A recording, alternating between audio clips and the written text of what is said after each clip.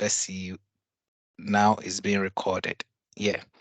So what I was saying is that I will use the 2022 as well to do the training. So we'll be on the same page. My framework on my laptop has .NET framework that gives it the ability to have the 3.0 in my framework, but most of you may not have it on your Visual Studio 2022. So I'll choose the same .NET framework, so it will be easier. But I prefer using .NET Core. That's more preference because of the some of the capabilities of .NET Core. And also the spec flow for Visual 22 is a bit different. It has more features in the Visual Studio 2022 than 2019. So there will be some things that I may not refer or we may not use. So I'll remove them so that we can set up an automation for it to run. But those were the two things I wanted to talk, and I wanted it to be on the recording. So if people are referring to and they are saying, why is this happening or something like that, then they can refer to the video. Okay.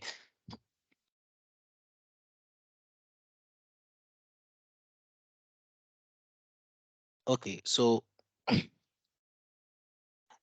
when it comes to automation, there are various tools out there that you can use for automation, but one of the most popular ones and that most companies go for is Selenium.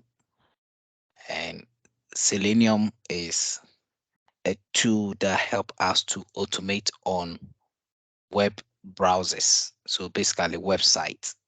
Okay. So it help us to automate on websites. There are other tools that help us to do mobile automation like Appium. And also there are tools that you can use for API testing. You can use C# and rest assured. Sorry,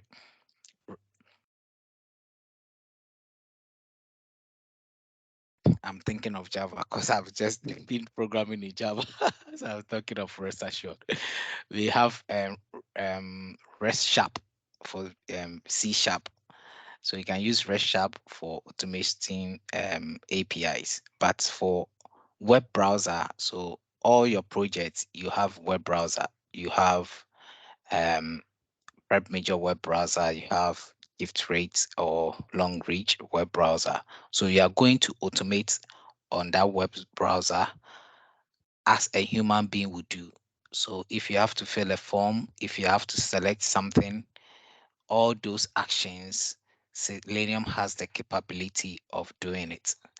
But the history of Selenium started some years back when they thought of a way to automate things. It was by a developer who wanted a quicker way to automate things, and he thought a nice way to use because when you are automating web, you need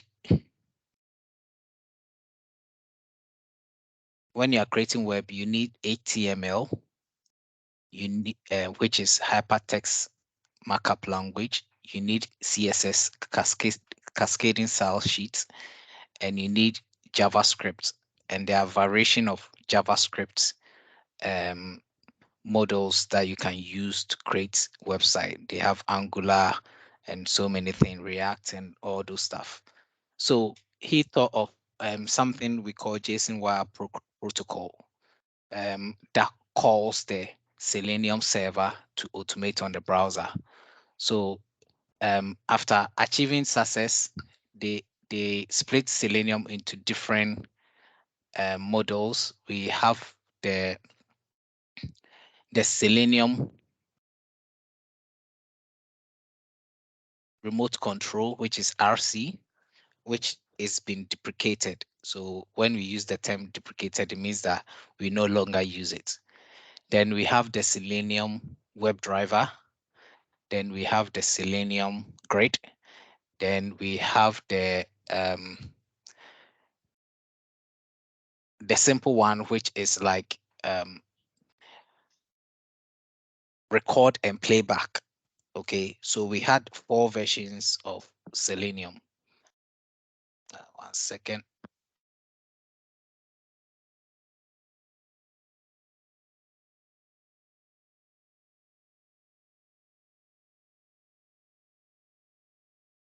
So they started with the record and playback. Okay, and playback. The record and playback, the way it works is um if you have that Selenium inbuilt in your browser and you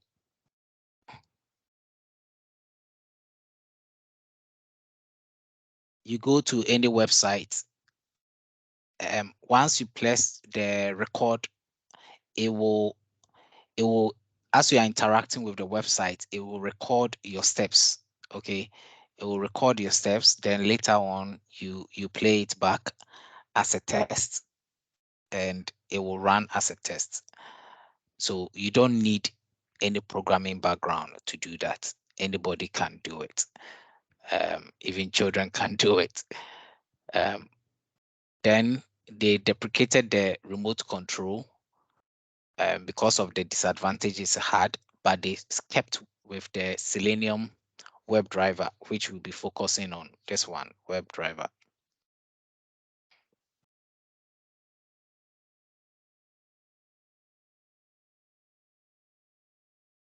So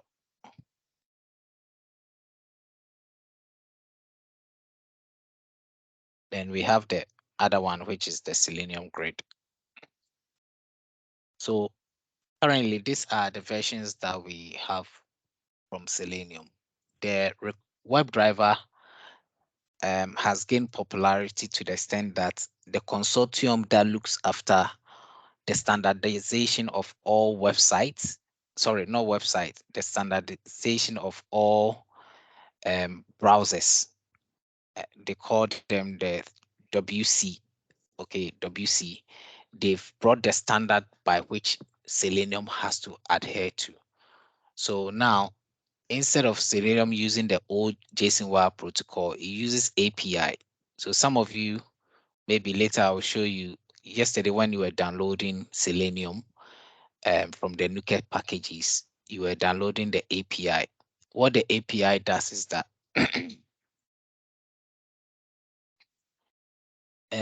it has this Selenium um, interface. Okay, API is application programming interface. It has an interface. It has a predefined methods and properties already in Selenium um, WebDriver, so that when you are automating the website there and it's for you are using C sharp, it has some bindings already in C sharp for you. So there are certain um, keywords that immediately you type, all you have to do is to import that reference from Selenium. I'll show you how it works when we try and do one. So, but in order to start with it, you need what we call the Selenium WebDriver, and you have to create an object from the WebDriver. Um, I will what I will do is that I may explain a little bit about some fundamentals in programming. If not, you hear me mentioning a lot of keywords that you might be thinking, what's this part talking about? So I'll try my best to just open an empty project just to explain certain keywords because you need it. And you have to say these keywords in your interview for them to know that you know what you are talking about. So the more you get familiar with the keywords and how to use it, or you start using it for your tests, by I think within 2 weeks or 3 weeks, it should be enough. You'll be familiar with the words. But for now, because you are listening to me, you'll be thinking, why is it talking about objects? Why is it talking about methods, classes, and all these things? But I'll show you how all those things work. So at least you have understanding of the project. So this interface, what it does is that it, it interacts, the Selenium is going to interact with the website. So let me try and use um, prep major. Let me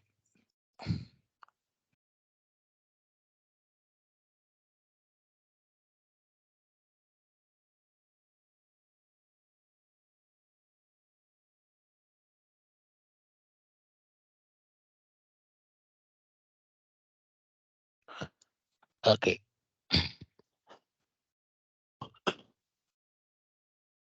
So we have our own website here called prep major courses.prep major, and what Selenium is going to do is that the API is going to instructions you write in your code using the C sharp language. So now C sharp become the client, okay, and it will interact with any element. When we say element, we we are talking about what um HTML language or keywords or syntaxes that were used to create this website. I told you that when you are creating websites, you need these things. You need HTML, you need CSS, you need JavaScript. Some can also use other languages to as an add-on, whether Java, C Sharp, and Python to also add and code. But these are the three main um, languages that you use. We call them scripting languages because you can divide um, programming languages into different types. We have the SQL, which is for interacting database, but this one is just for scripting the website. So this HTML hypertext markup language, it can come in your an interview. So in case they ask you, and they can there's a time they've asked people about HTTP. This thing, HTTP, what's the meaning of it? Or HTTPS. And if you can tell them and you said you have been automating for 5 years, and they'll find it very surprising. So find out what is HTTP. Please, if you can mute yourself, um, it'll be hard for me to go back and forth and be muting. So this has what we call elements. I'll show you how to access the elements. But later on, maybe somebody will do a class on how to select the elements. This has elements, and to get to the elements,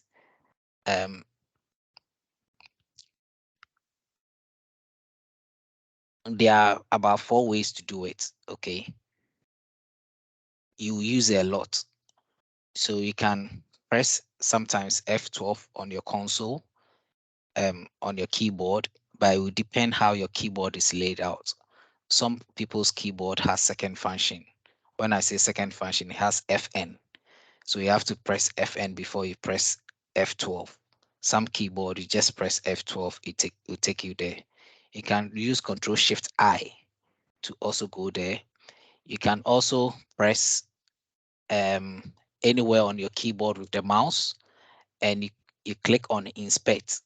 Okay, you click on inspect, it will take you there.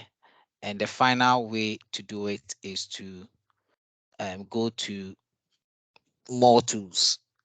If you go to more tools from this ellipsis on your top right corner, you see more tools. You come down on the next page, you see developer tools, and you can see the shortcut Control Shift I, which I said it earlier on. So these 4 ways you can get the same element. And you can see here, there are tabs here. This particular thing is showing you the skeleton. This is like the body. This is the main thing that is supporting this interface. Usually the users the users see this, okay, although they can access this, but a normal user wouldn't go there unless they are a developer, okay, or a tester or something like that. But this is the skeleton. This is the what is holding this website together. And you can see here there's a tab called element. The element has this HTML doc type, and it has so many things in there. Okay, there are other tabs which we don't need now, sources, console, and all those things we don't need. We will focus on this element. So this Selenium, what it does is that it interacts with this element here. So if you click anywhere to select the element, you can use this selector. You see there's a triangle with an arrow pointing inside the triangle. Sorry, rectangle.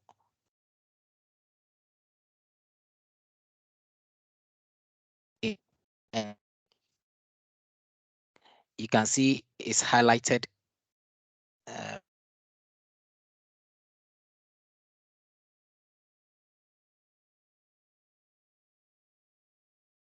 Sorry, we can't hear you.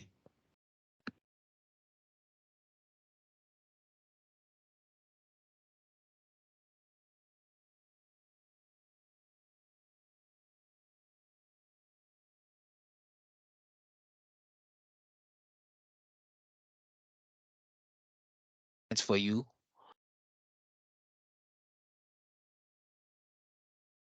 Hello? Sorry, we can't hear you. Yeah, for some reason it looks like my network. Give me 1 second, okay? Give me 1 second. I think my battery too is low. 1 second.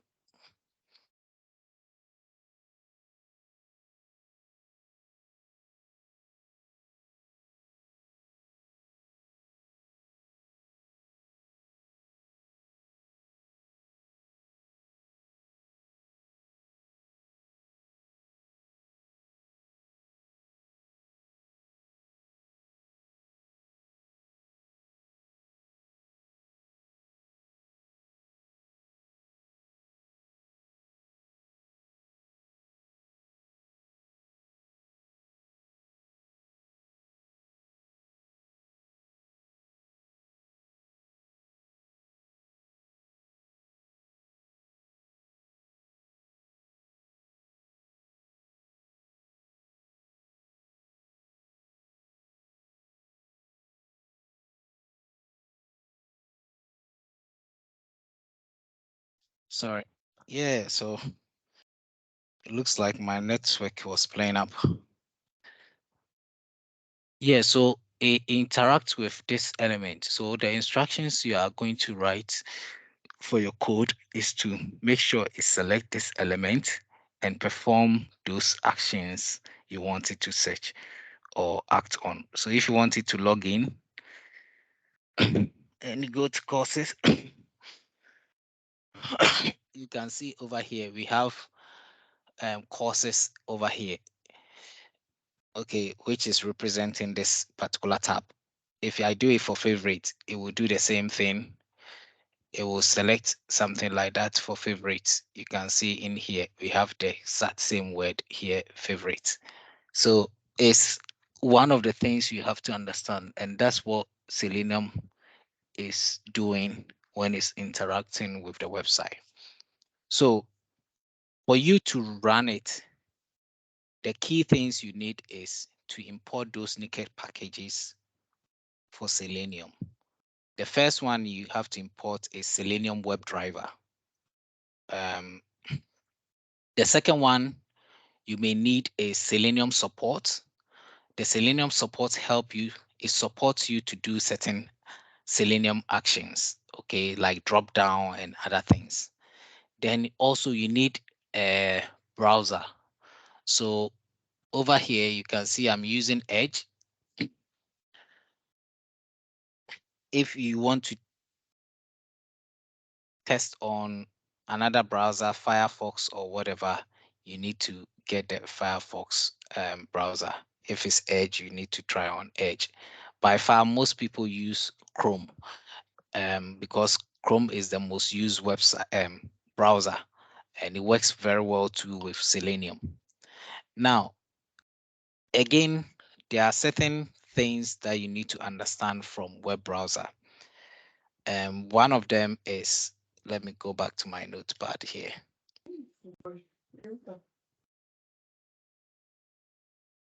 is this driver object. So the web driver interface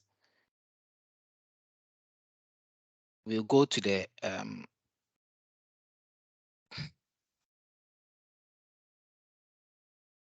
Sedama. This might be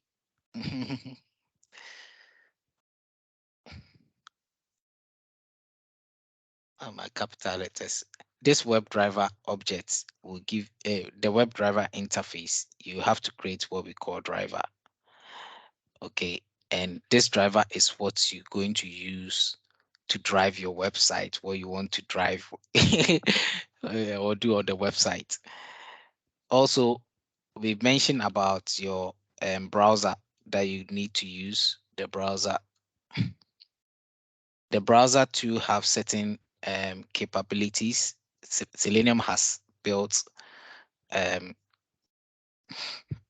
certain functionalities around what browsers can do in terms of the sessions it opens, the session it closes, navigating. So you can see where's the website we were on earlier on.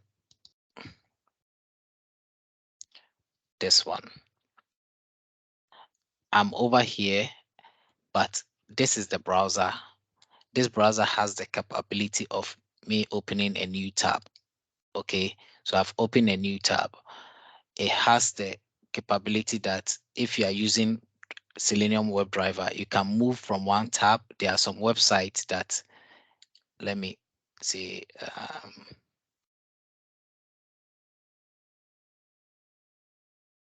this is not giving me the option. Okay, open a link in a new tab. So you can see I have two prep major. Okay, you can navigate from this particular web browser tab to another web browser. You can open two windows. So that browser capability, how you use it, how you understand it is very important, because some company, the way they design their website, if you click students, you open a new tab for you.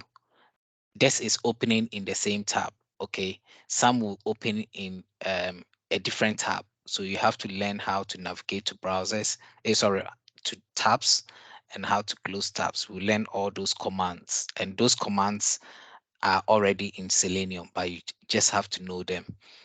um, Also, there are times when interacting with this element can be very slow, or maybe due to your system or the server, and the API is so fast that by the time it gets there and wants to click for prep major courses, it wouldn't find this particular element because the page will not have loaded. So let's say if I'm refreshing, which is one of the capabilities of browser, Selenium web browser, you can refresh as well.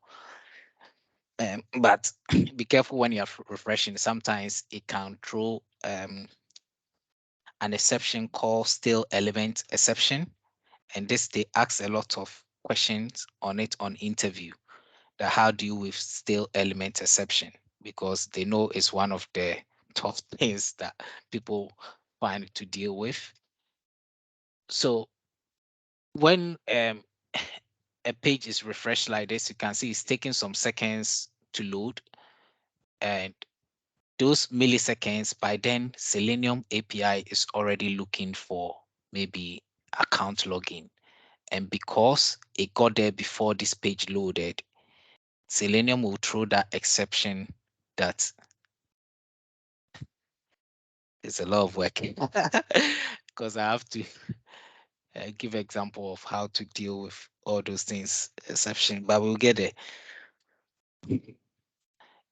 You have to control um the driver so that when it gets there to interact with the element, it will wait for couple of seconds. And this is leading me to the next topic on WebDriver, which is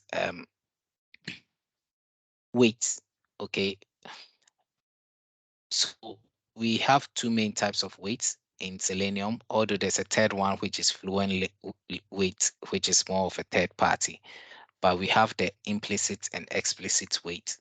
So what you are telling is that before it interacts with this element, you can write a code using explicit weight that it should wait for a particular amount of seconds before clicking this button. Okay, if that seconds is up and it doesn't find it, then you know definitely the website is slow. You get it. But if it finds it, it can proceed within that time. Another capability I think I've mentioned with Element already, so I don't need to talk about it. Another capability of WebDriver is Element. The other one I wanted to talk about is interactions. The interactions is like you can see once I click on courses, it gives me a list of courses in a drop down fashion. You can interact by clicking on this. There are other times when they can create website that has something like this breadcrumbs, or it has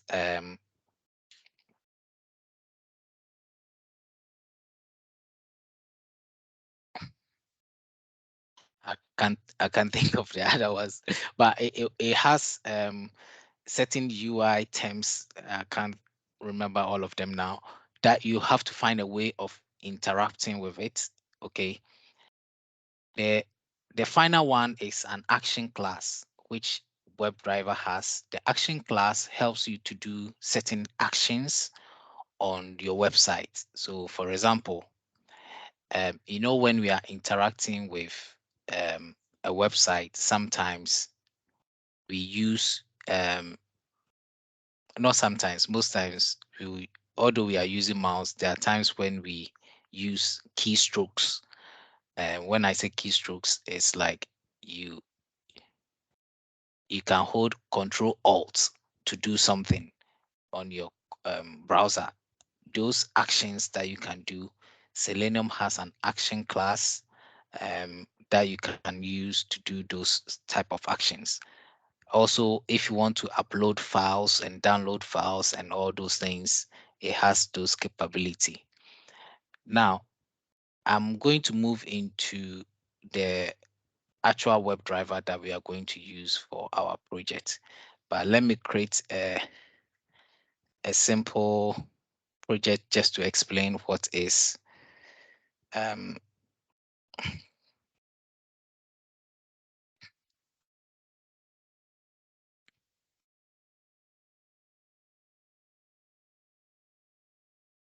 namespace, classes, and okay.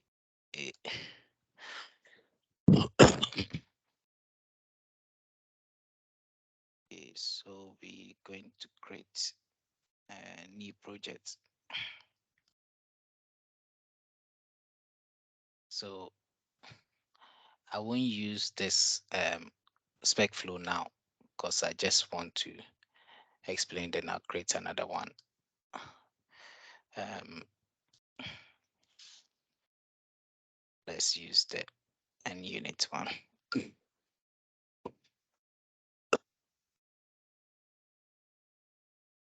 Um, so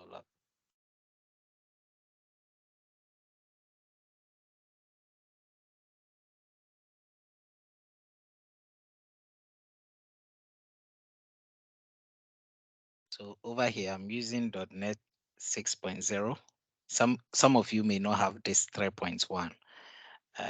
in the um, so let's create. I'll create another one using the console app. Is good for practicing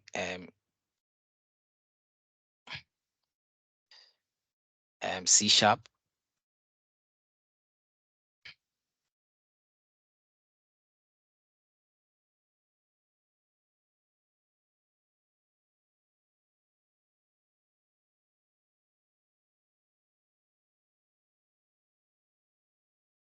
Okay.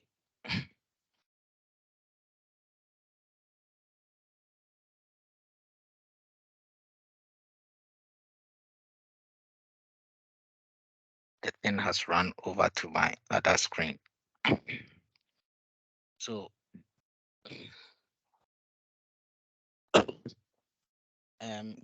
this is the default page it gives you. Most times when you are using console app, it will create a program app because um, they are it's intended for you to use it for creating programs or projects. So they create a simple C sharp, just like SpecFlow gave us a template. Okay, it gave us some few folders that has calculator SpecFlow in it that we have to use. Um, so the first thing you will see in your oh no, let me try another one. Let me try another one because this is not giving us the one.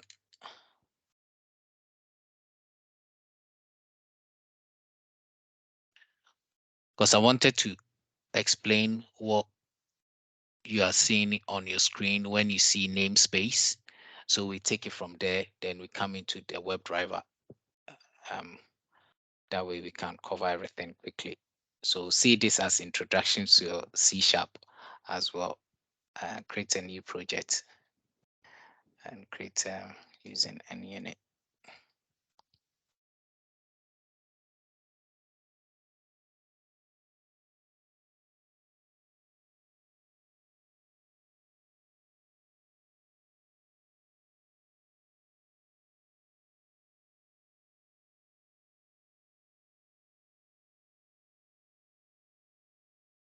Okay, yes. So this is the advantage of the other one I was using. This one is that if I run from here, you will not run it from here.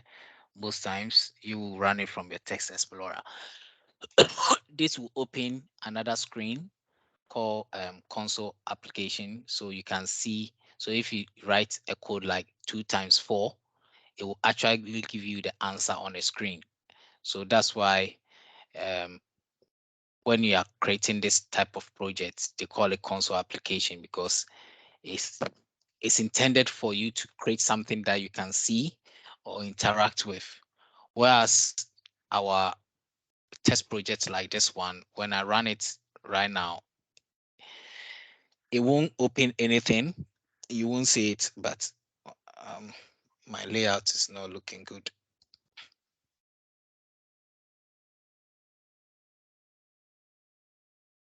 Okay,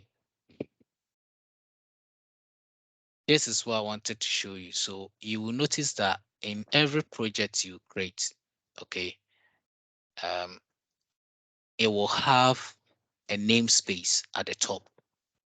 Okay, the namespace is the higher hierarchy where um, your project is saved. So you can see because I name my project test project 1, the namespace is called test project 1. Okay. If I use let me see if I can maximize the screen. If I use this collapsible thing, it will collapse the whole project into just one line. Okay. If I use this again, it will expand it. So you can see after namespace, there's a curly bracket, or we call it braces. There's an opening curly bracket and a closing curly bracket. This thing I'm teaching you, it may seem easy, but a lot of you will make a mistakes, and will make mistakes because if you leave one closing curly bracket like this, look over here, it's just thrown an error. So some of you will be checking why my code is not building or it's not compiling, because we have what we call errors. And I think you guys have learned about errors, bugs, defects, and failures, and things like that. So there is a programming error or syntax error. This namespace has an opening curly brace and a closing curly brace. So it's denoted by this dotted line, okay, that they should be in alignment. Okay, they should be in an alignment. Within a namespace, you can have class. So by default, it created a unit test class for me. Okay, which is this one, unit test class. It should have called it test, but I don't know why it did. It was calling it. But most times, if you rename it now, it will take the name of the how you rename it. So within namespace, we have classes, or there are other variations of C# stuff that we call enums and other things. You don't need to know. What you're going to use a lot is class.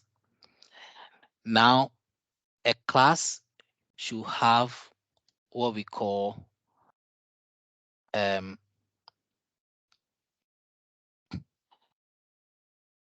a modifier, or a SetUp modifier that tells it whether it's because there are different type of classes and we have different ways of assessing the classes. So we have static class, we have seal class, we have internal class, and we have, I think, default or something like that. We have about abstract, sorry, we have abstract and other ones.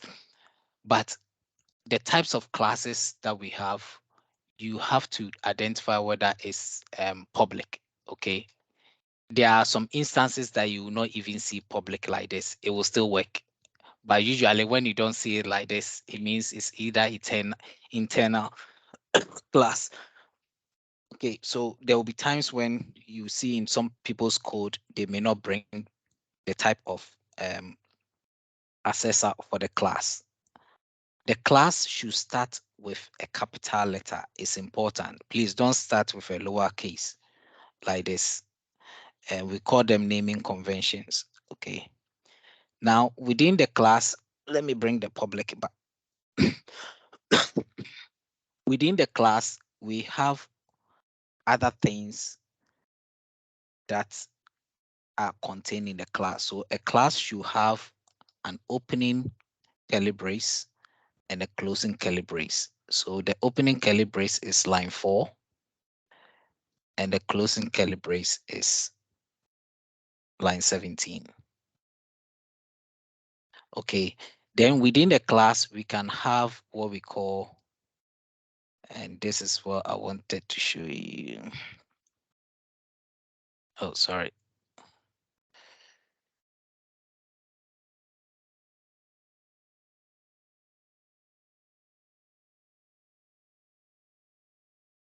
So this is namespace. Okay. You can see it has an opening curly brace and a closing curly brace. We have the public class test. Okay. When you are naming the class to, don't leave gap. There are other things maybe later on we will talk about, but always start with a capital letter. Within this class, let me paste these things here.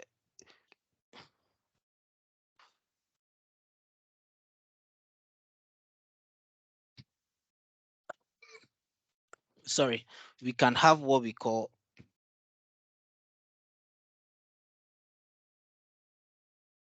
string.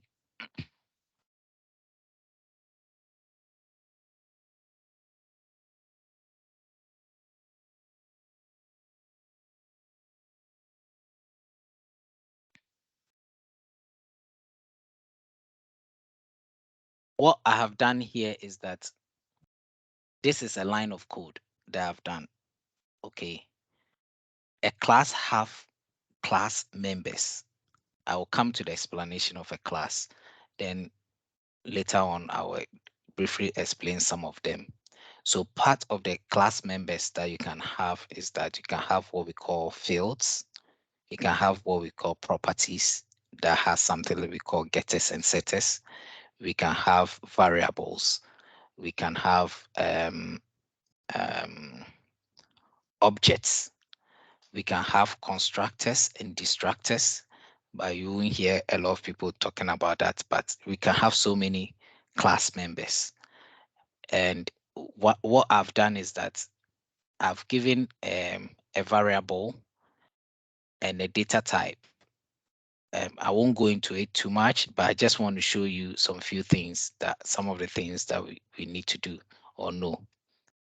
So I'm saying that the string name is Kwame.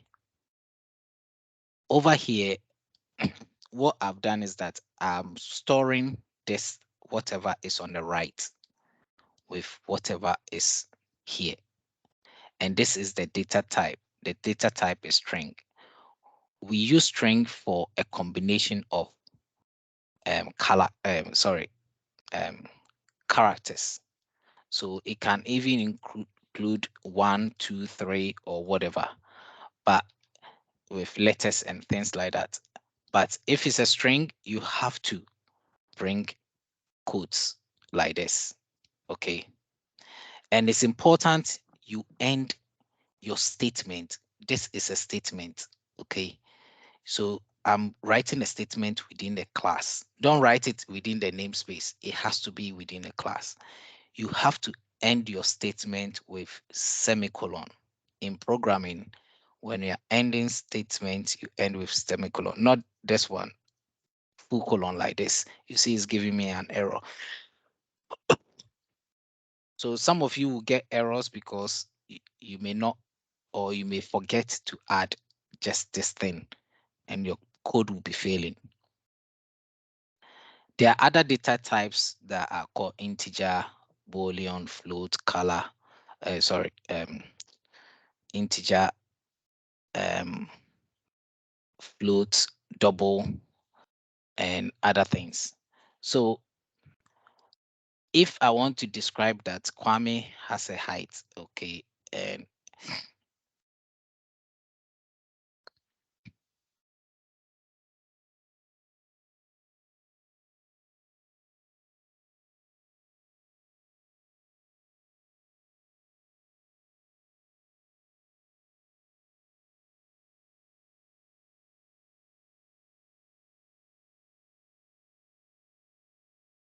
so let's assuming this is 2 meters, okay, that's my height or whatever. You will notice that when I was writing things to do with numbers, I didn't bring double quotes, okay, because it's not needed. If you are writing just a single letter, you use what we call char. So let's say ID equals to,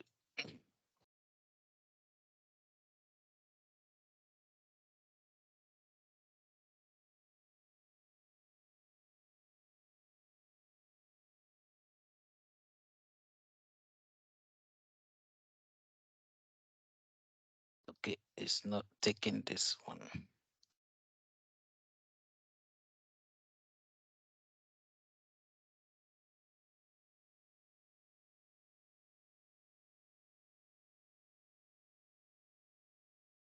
So if it's a single character, I'm using a single quote to represent it for it to work.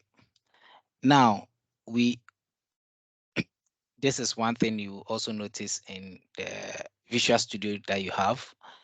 It has something we call IntelliSense. So when you are typing, it will give you suggestion, making the life of a developer or a tester much easier than 20 or 30 years ago.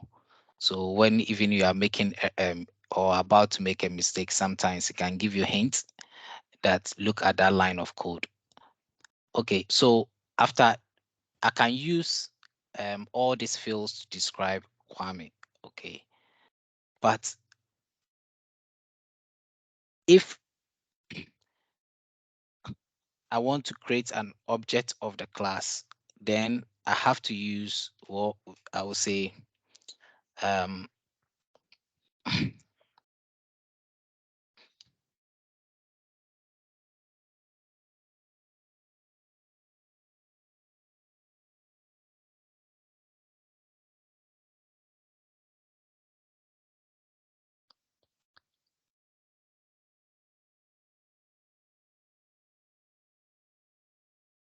uh, this one will not work, but we'll do it. Mm, uh, okay, it was giving me the suggestion. It's telling me to tap, so I'm not typing anymore because it's giving me suggestion.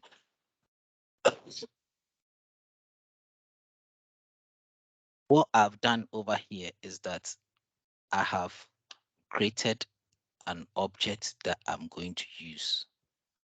And this object is called test. But you can see the name of the class is called what? Test. And it starts with capital T. Okay. If I have changed this name to Kwame, then this will also be Kwame. But because I've named as test, I couldn't use that example. So what an object is that? An object is an instance of a class. A class is a template or it's like a blueprint of what you are going to do. Okay. So in programming, if they want to create something, they have to try and put them in the class. So the class is giving them the description or like the architect of whatever they are going to do. But in order to do their work, they need to create an instance of that class for it to work. And I wanted to use Kwame as an example. So for example, we have the QA class now, right? And if I want to send someone to share their screen or do something, I need to mention, let me see how many people are of this class now. I can see Emmanuel. So I have to say, Emmanuel, can you share your screen? Because I've called Emmanuel, Emmanuel is an instance of the QA class. And he cannot deny because he knows maybe he's the only person called Emmanuel in the class. So I can send him to do what I want him to do. The same way, if you want your class to do something, you have to create objects. Now, all the actions you want your class to perform, you have to put it in what we call methods. So we are going to create a method in a class. So to create the method, we use public. There are two types. You can create a method with a return and the one without the one that doesn't return anything. If it doesn't return anything, you use public void. But if you return something, you have to return that particular thing it needs to return. So if I want it to return Kwame, I have to use public string over here. Then I'll have to write the type of the method. So let's say public void, because public void is what we use a lot. Then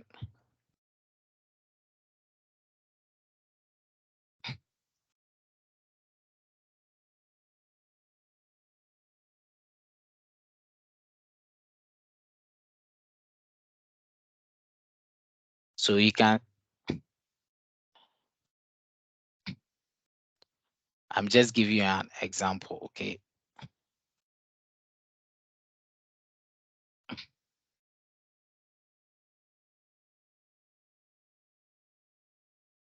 What I did right now is hard to demonstrate it, but I will try and talk about it. Um, to to have this curly braces right on your keyboard, you hold the shift key and the first opening curly brace. If you do that, it will give you both this opening and closing um, brackets. Okay. I'll talk about it later again. And if you want this as well, this too, because you can't see what I'm doing, so it's hard to talk about it. If you type this, some of you will hit this on your keyboard and you get square one. That is not what we want. This is for array. Array is when you have a collection of the same thing, okay, or a collection of something that you want to use. But if you hold the shift key and you press the first curly brace, or yeah, the first curly brace, it will do you. It will give you both the opening and the closing curly brace. But you can see the cursor is in between the two. Okay, all I have to do is hit enter. Then it will split it into two like this. You can see at the top we have the namespace, which has opening and curly brace. We have the class that has an opening and ending curly brace. And we also have methods that has the opening and curly brace over here. So your method, if you miss one, it will give you error at the bottom here. Okay. So you always have to bring the ending curly brace. So some of you will face issue. If you put in the chat and I don't answer, it's because I've taught you. So you should know. Ask your QA mentors, they can help you, or your buddies and your class or your project team members. So any statement you write here, any statement you write within a method is what is going to be executed. Okay, at runtime, any method that you write here is what you are going to execute. So I'm thinking of something else that I can write. Okay, let's use a C sharp. Um, um,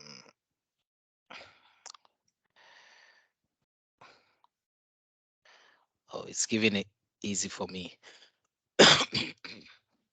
So we have,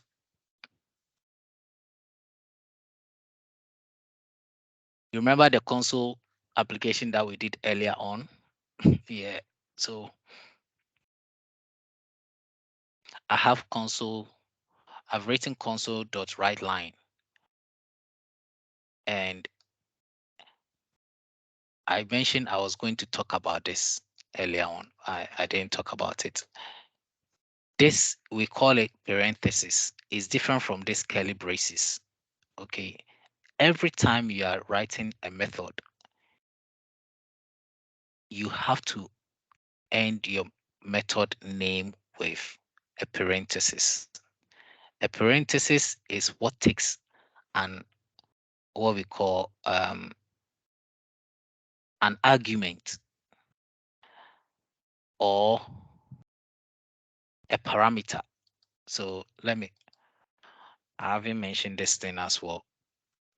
In programming, we use two slashes to mean comments. Comment means that if you want to write what this is doing, okay.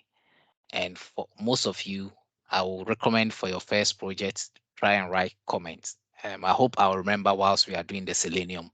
So at least you see, but later on, you don't need to write comment for every line, but at least the comment will explain what it's doing. So if I want to write, this is a class over here, this is an object, I can say object is an instance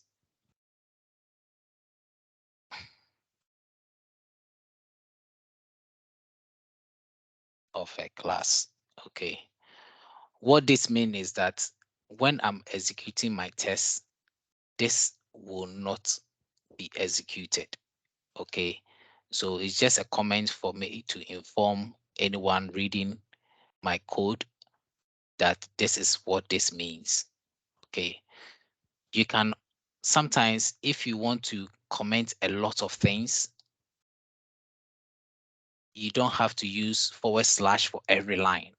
All you have to use is um, because there are times when you can write code, you don't want to remove the code or delete it. Okay. But you know you will use it later.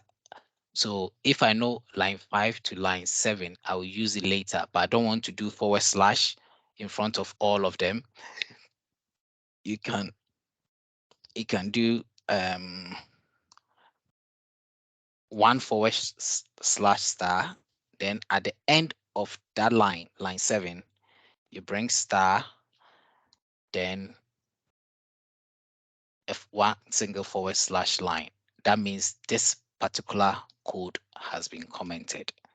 So this is for multi-line comments, and this is for single line comments. Okay. There's another comment too, which we call an XML comment. You don't need to know it, but you may have some code that some people may use. That one you use triple lines, and it will give you some parameters. So when you do triple slashes like this, it will give you a summary of what this code or method is going to do. You don't need to use it, but some companies, when you join, they have it as their standard way of writing code around classes. Sorry, especially methods and other things. And if I was using the TDD to explain, I will show you how you can pick some parameters. It will pick up the parameter from there, but we don't need to do it. But I'm showing in case you see this in any code, it's another way of. So in this case, I can write the same thing as um,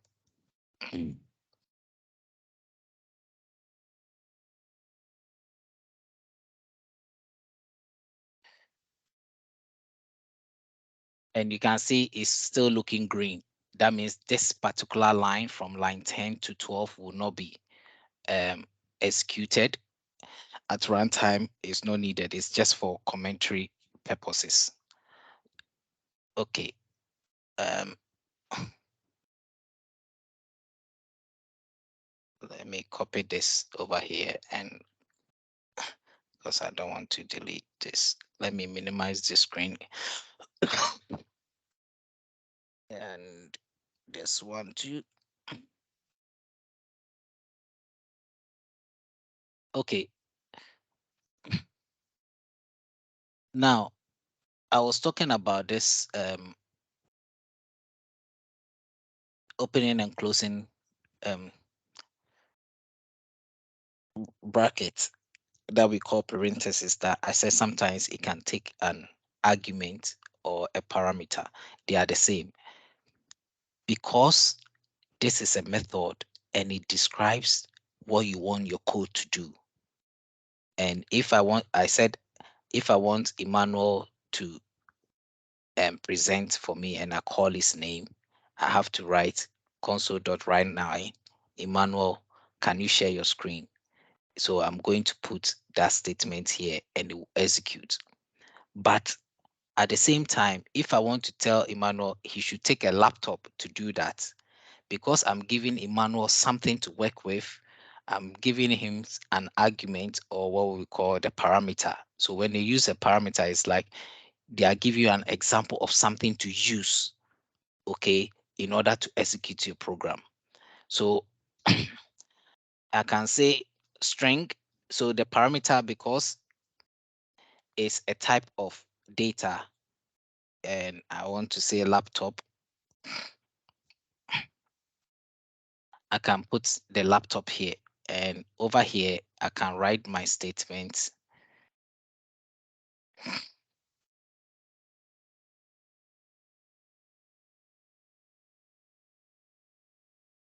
So I'm saying that console.writeLine, he sh- he should use this laptop over here. So some of you, based on your BDD, how you've written it, there will be times when you have to use data to fill a form on long reach and other things that maybe when you do your I think I showed it last time, um step definition on the BDD with the calculator.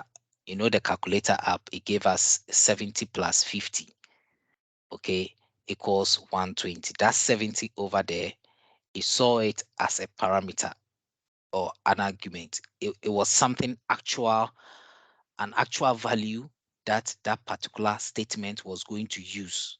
So it was going to use 70 plus 50. So all of you, if you have your framework built out already, you see that your step definition, when you go there, it has the 70 as integer because it's a number over here. If you are describing, I didn't bring int. If you are describing integer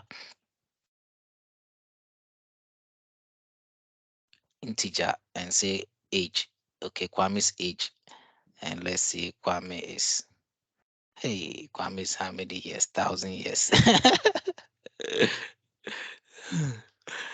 So because I'm using integer, the short form is int, okay, and this is the variable or the container that is carrying it. Again, apart from this that I've just described to you over here, if I remove this parameter,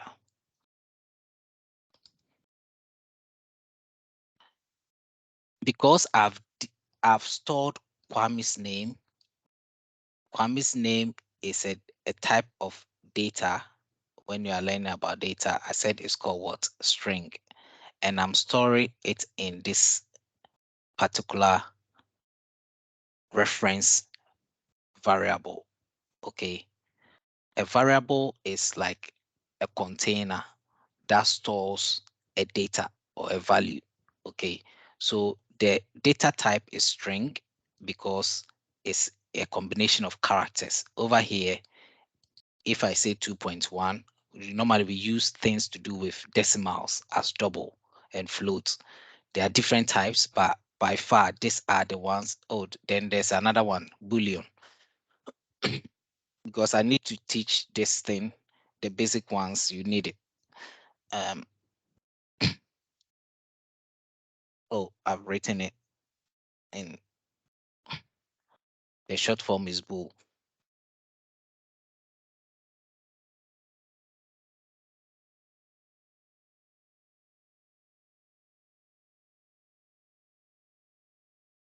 You see, it's giving me the answer already. You will notice that when I'm naming the variable, I'm starting with small letter. Okay, it's intentional. We have something we call naming conventions. Anytime you are writing things to do with variables and objects, over here there's is an object. Okay, and over here is variables. So let's say uh, all this is a field. So let me do this fields,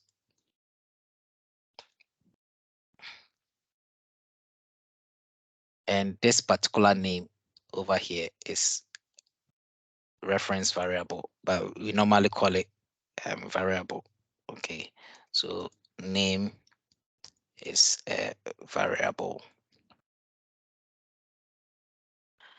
that stores data type, or it stores information. Okay, so this is a, when you are not using the variable, okay, it has these three dots, but over here I can call this particular variable inside this name. Okay, uh, now watch this. Because I've already declared the variable over here, and I type N, you can see it's giving me a lot of suggestion, but it knows that the actual field that I'm using that is already in the class is name. So you don't have to bother typing the whole sentence of the variable. Okay. Or once you highlight on that, it gives you field. You can see here field string, the name of the class dot test. Once I hit it like this, so what happened is that if I run this code right now and I was using the other project I opened earlier on, it would have print Kwame because I've stored Kwame in what we call a name. And a name, and that name over here is a data type called string. Okay. Now the final one I'll teach, which we will use, is constructors. What time is it? 14 past. Lord have mercy.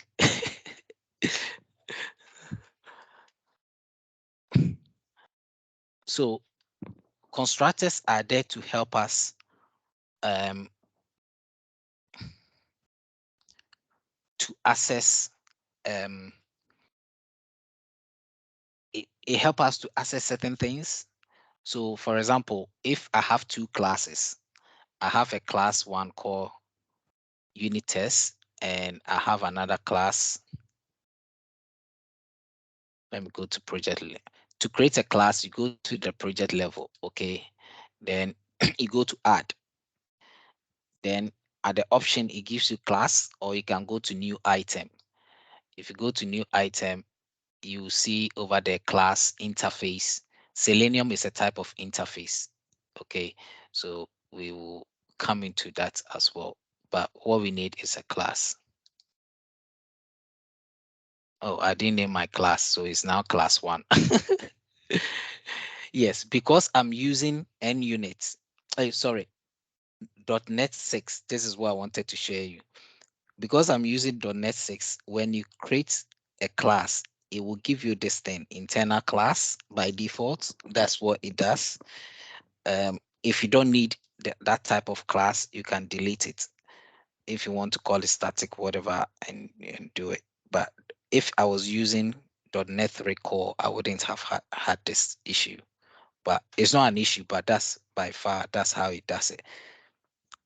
So if I'm in that class and I want to access some of the things here, I need to use a constructor, or sometimes what we call inheritance.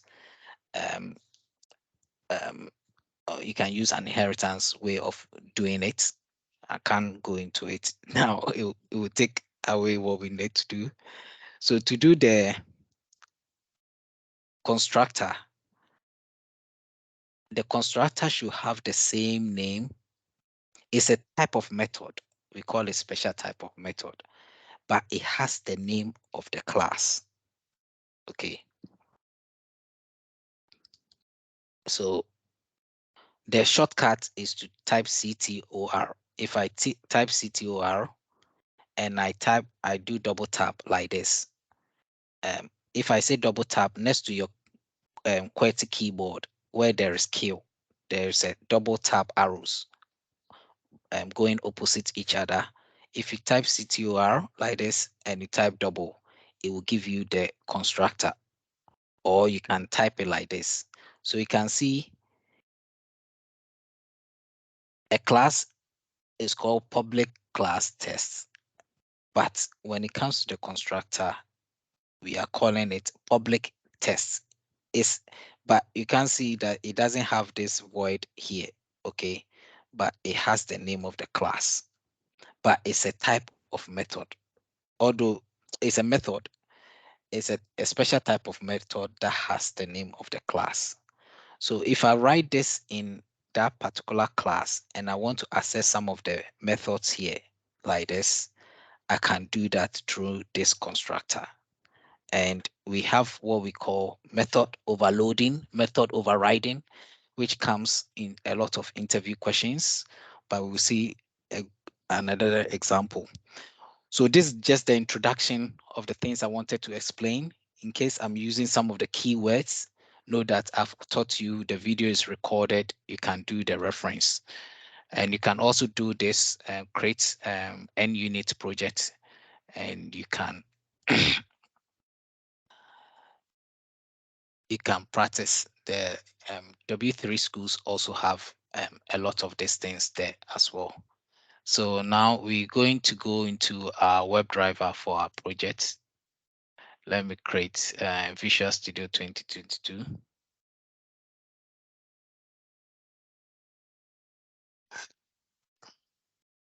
And create spec flow project. Next, um, so this is going to my D drive. Okay, the last time I did on C drive, but it doesn't matter which drive it goes, as long as it doesn't go to the other um,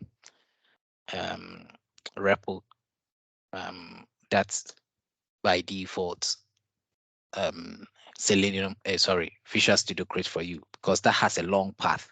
And when you are doing Git Bash and things like that, you just want to go into your C drive, do your initialize your Git there.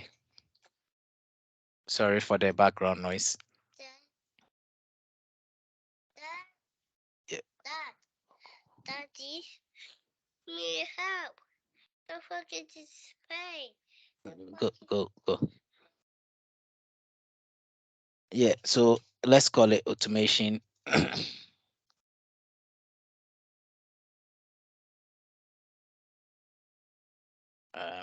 Winter 23. Okay, let me not bring number. It doesn't look nice.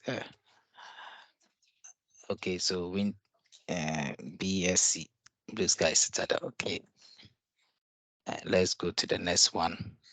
Yeah, some of you will see this option over here, place solution and project in the same directory. Is to do with this side. Okay, you can see here we have solution and we have the project. If you place in the same solution, is saying that it's going to be here, but I've left it optional. It really doesn't matter much, but in large projects, they can place emphasis on some of those things, but it doesn't matter for our practice. So I'm using the .NET 6.0, and we have N units, MS test, X unit.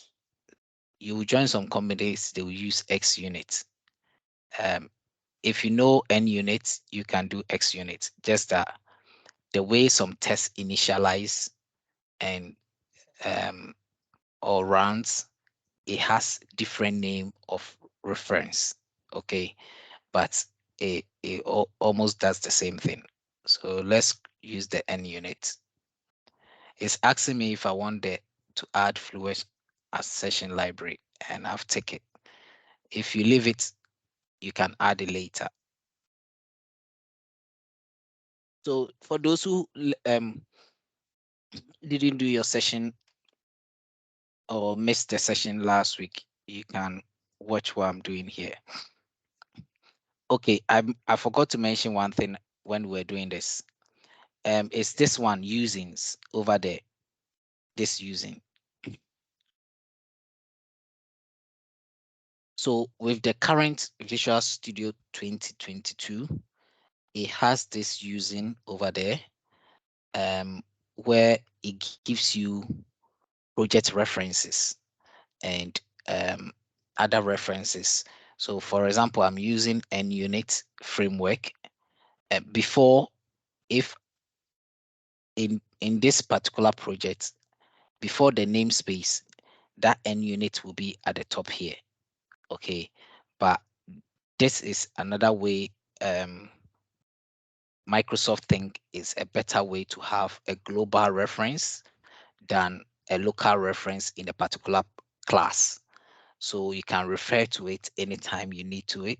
So to them, it's like an enhancement. So you see it a lot in your projects. But if the company you are visiting, they are using old projects, and they are not using latest Visual Studio Enterprise, you may not see this using in there. So just for you to be aware. Oh, sorry, I've gone back. BSC. So this is the one. Okay. I can't go through all of this. I think you guys have done it, but I don't know. But you can indicate another time if I have chance, I will do it. I have my Solution Explorer to my right and my Test Explorer on my left. You can interchange it the way you want it. Okay. And you can save the settings here in Windows and save and apply.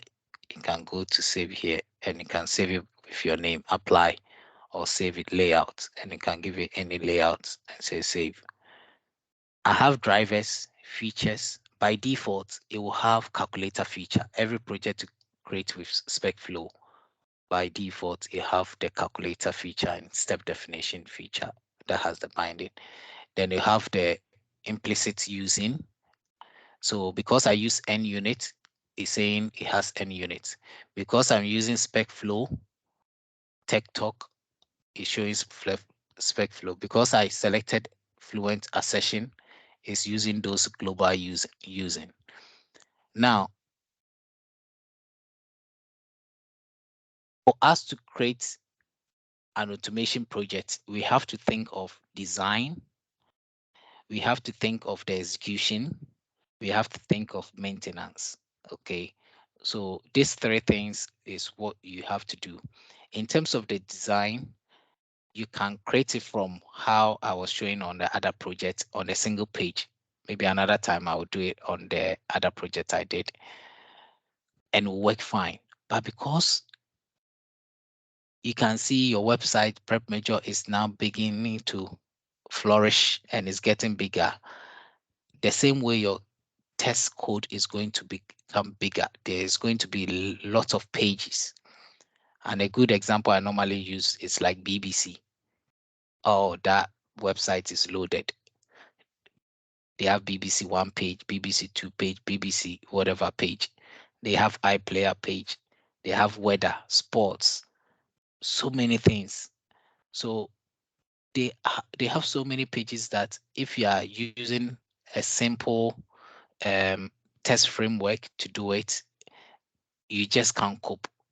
So because of that, we have a way of designing our project we call um, page object model. Maybe somebody will mention it again. So with the page object model, you may have to create a class to handle some of the pages that you are going to use. So for instance, let me go back to our prep major.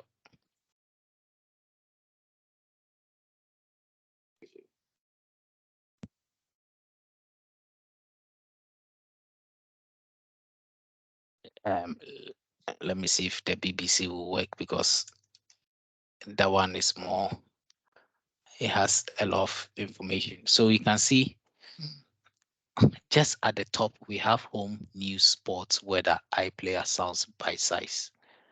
And under news alone, under this news alone, we have cost of living, Ukraine. Each of this has its own tab that has its own information. If you go to sports, sports has its own pages. Each of this has its own pages. So this is the sports main page. But under sports, we have different information or different tab, and each of them has its own tab, video and other things. So to design such a complicated website like that, that's why I was referring to the BBC. Let me go back one step. Where's Visual Studio? You create another page called page objects, another folder, sorry. So let's go to folder. Where is it?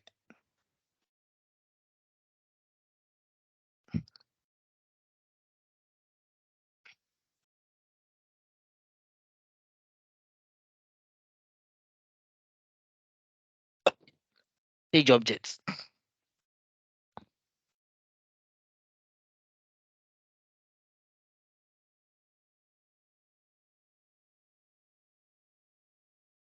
and we create another one for our hooks.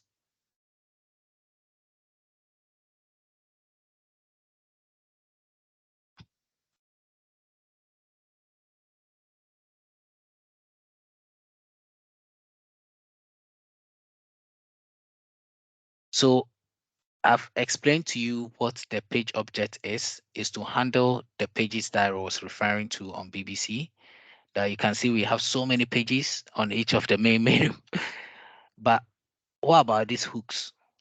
Now, when we are executing tests, there are certain events that we want it to happen before the test, and there are certain events that we want it to happen after the test. So, because we are using BDD, we will call it scenario instead of our test. We will call it, although it will, it will just show here as test. But over here, where's our feature file? In our feature file, you can see here we have it as scenario. Before this scenario, there are other things we need to do before this scenario happens. And there are other things we may have to do before, after this scenario happens. What are some of the things? You want your website to open, okay? And you want to navigate to that website and maybe wait for a couple of seconds to make sure the page loads before you can execute your test. And after you finish your test, sometimes there could be cookies. You want to clear the cookies. There could be other things that you want to do. Maybe take a screenshot of if your test has passed or failed. Then when you finish, you can close the session or the browser. So to handle those events, we have hooks folder that can do it. Um, with the new Selenium SpecFlow 2022, they have a way of sometimes doing some of these things, but I'll show you the easier way to understand it. So your hooks can handle. Please mute yourself. It can handle sometimes before feature, sometimes at feature level. So you can see here we have feature level, we have scenario level before feature. So this is just for BDD. You can do it for tests that are not BDD. They will call it before class and after class, and also um,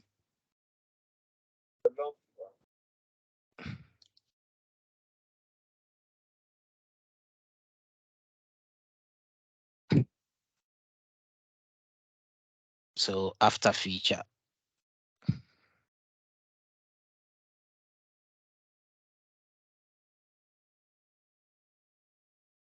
And you can have before, oh, sorry, where's the other one?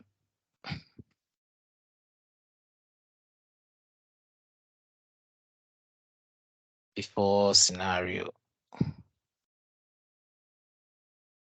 and after scenario.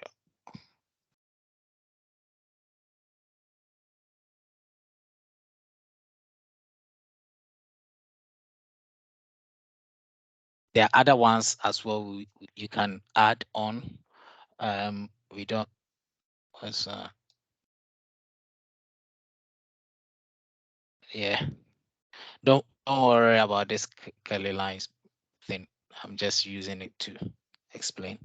So be, because we want our tests to run, Selenium to open the browser, the WebDriver to open the browser first and enter URL.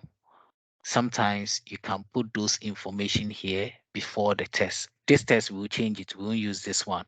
We'll write a proper test for a website. Okay, because now we are dealing with how to write our code itself. And if you want to close your session, the after scenario will be fine because you are doing it for every test. So what will happen is that every test, okay, every test before it runs, if you put your method in the before scenario, it will open the website, run the test, then close the website. If you put it before feature, it will use this feature title, calculator. So if you have 10 tests here, okay, if you have 10 tests, copy. Um,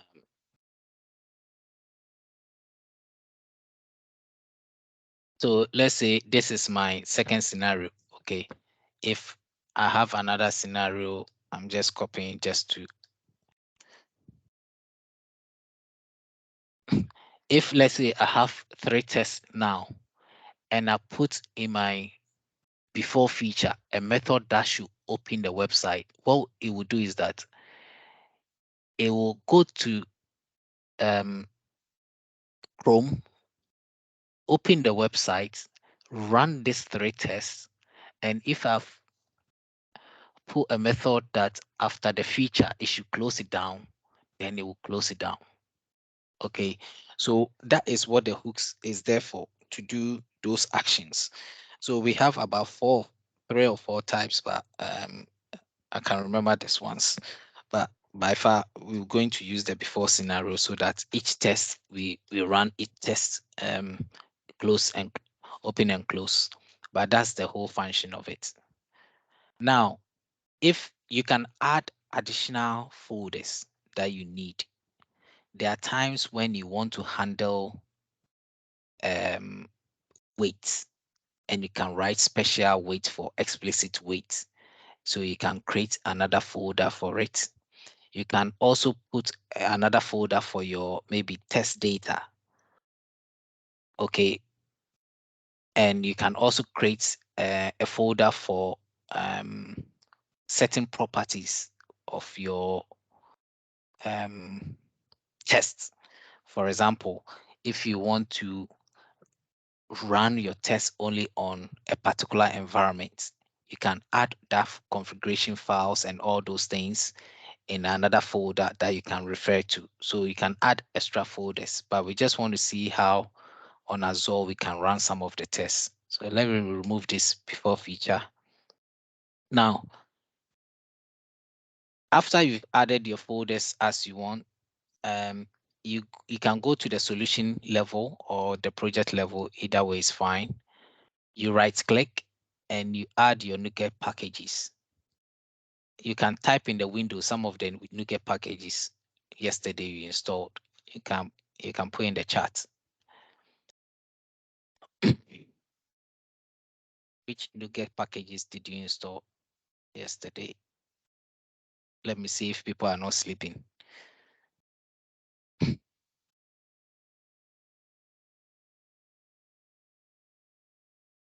We are not sleeping.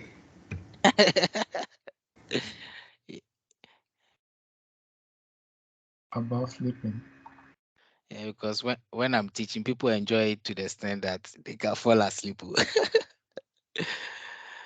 Okay. Yeah, so what I've done is that I've updated um whatever was already in the dependencies here in these packages. I've updated to the latest version. So I just click select all packages and I just updated. If you click on install, it shows all the installed. If you click on browse, then we install. So which which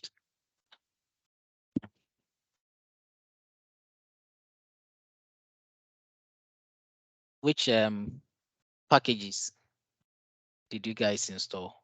Help me. Selenium support, Selenium Selenium Mm, WebDriver. web browser or something, yeah? okay, Webdriver, yeah. Then Selenium support. nice. So you selected these 3, right? Yes. Okay, nice. Now, um, you you can mute. It's important to know that the fact that you've installed Chrome driver doesn't mean Chrome driver will work. if you don't have Chrome browser installed, like I have here, forget it. It won't work, because this is going to work if you have Chrome driver installed. 2, let me go to the Chrome driver. You can see over here, the Chrome driver. Did I install it? Okay, I didn't install it. The Chrome driver over here is saying that they have version 1100. Okay. If the version doesn't match the one you have on your computer, sometimes you can have issues, or most times it will not work. Or whilst your project is growing, because these days Selenium release like almost every week or every month, they release a new version. So because just few days ago it was 108, I think last week or something, it's just gone to 111. Oh, sorry, 110. It's gone to 110. This is the beta version. Don't download the beta version. The beta version, okay, we have some type of testing. We have alpha and beta testing. When you are testing on your projects, okay, the real testing that you are doing, they can, whether it's functional or whatever, we can classify as beta testing. The UAT type of testing, where you are sending it for customers. So Selenium has tested this by alpha testing, but they are releasing it to us to do beta testing. So I'm a user, I can choose this one and just try it. I don't work for Selenium, but they are telling me that they are releasing this for me to try it, to see if there are issues, then I report it to them. Or they want to check how the market is using that product and things like that. So normally choose the stable version. So over here you can see it says this is the pre-release, this is the stable version. So it's not like you just go there and you just install. Now, if this version doesn't match with the one you have in your computer, I mentioned that you can have issue. So I'm going to cross check. So I'm going to settings.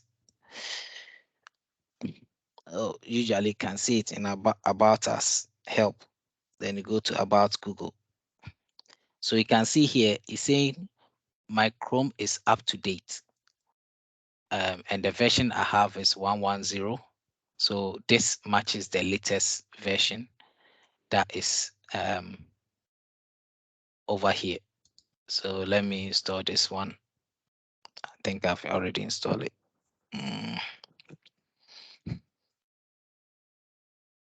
Okay, so we've finished with that. Once you finish, you can close it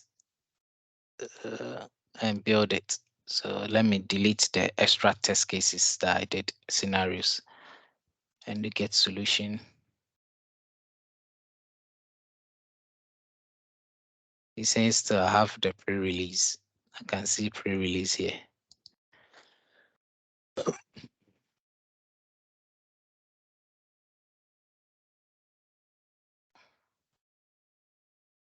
Okay, let me close the NuGet. The other way of adding to the NuGet package is that you can go to tools and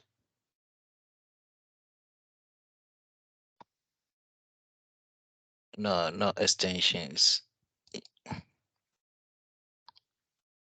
Have they removed this?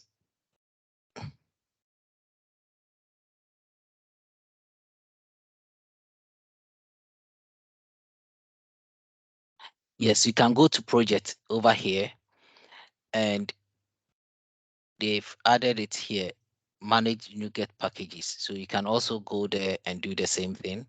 So it's not only when you click on solution level or project level, you can also go to project and do it. So I'm going to build my project to see if everything is fine. And we can use a shortcut, Control B, Control Shift B to do it.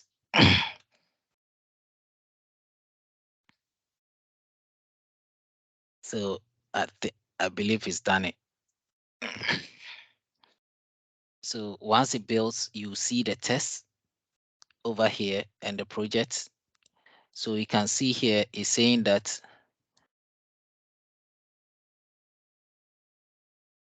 there's a test there called add two numbers.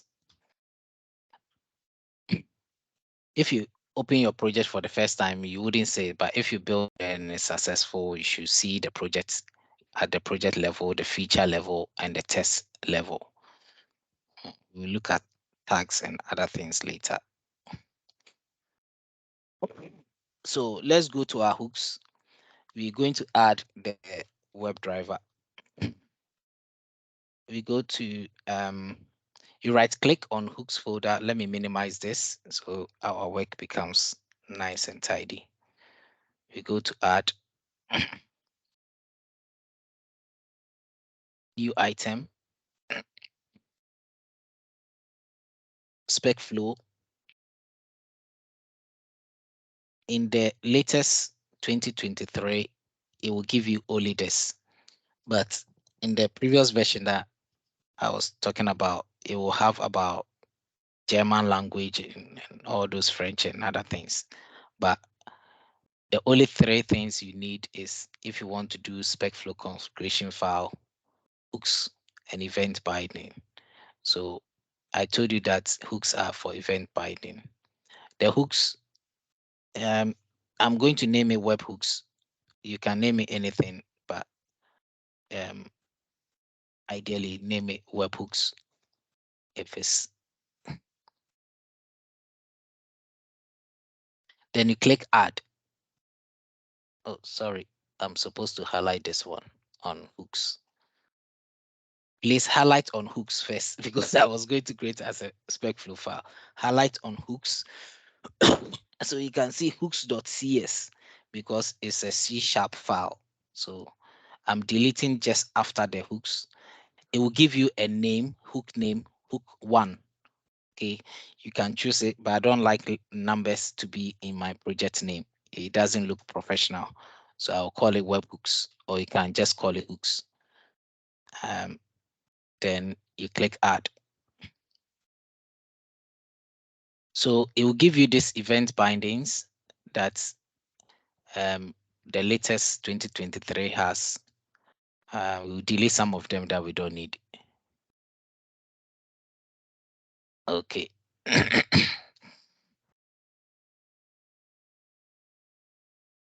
So it has this link that if you want to go to SpecFlow to read more about hooks, you can do it. There's a reason that we have this binding here as well. Because it's binding with Selenium, SpecFlow methods, but we don't need this before scenario in there. I will delete this one. Okay, let me explain this before we delete the ones we don't need. It is telling us that before any execution, it should execute any before scenario that has this parameter at tag 1. Okay, we can call it at test 1. But if you come to the feature file over here, the tag I have here is my tag. So you can tell it that anytime it goes to the website, maybe login is your one feature that you always have to do all the time. Okay. So if I've named this as my login scenario that I always have to do first, I can copy this tag here and bring it to webhooks and paste it here. Okay. So that is saying before any scenario, try and log in with this just one method, okay? And it would run this before scenario for you. Now we have scenario order, and it starts with 1, 2, 3. You can give, so you can see we have two scenarios. Scenario with the login, then we have scenario order 1, and maybe you can do order 2, order 3. We won't need this one because that's not what we're going to use. But it's telling you that in the before scenario 2, you can give parameter of order of your test that you want to run. Okay, if you want to run test 3 before test 1, you can put whatever order that you've done in terms of how you spell it out, but we don't need this one. These are extra things. Sometimes the more they add, they confuse people. I don't know why they do all these things. Okay.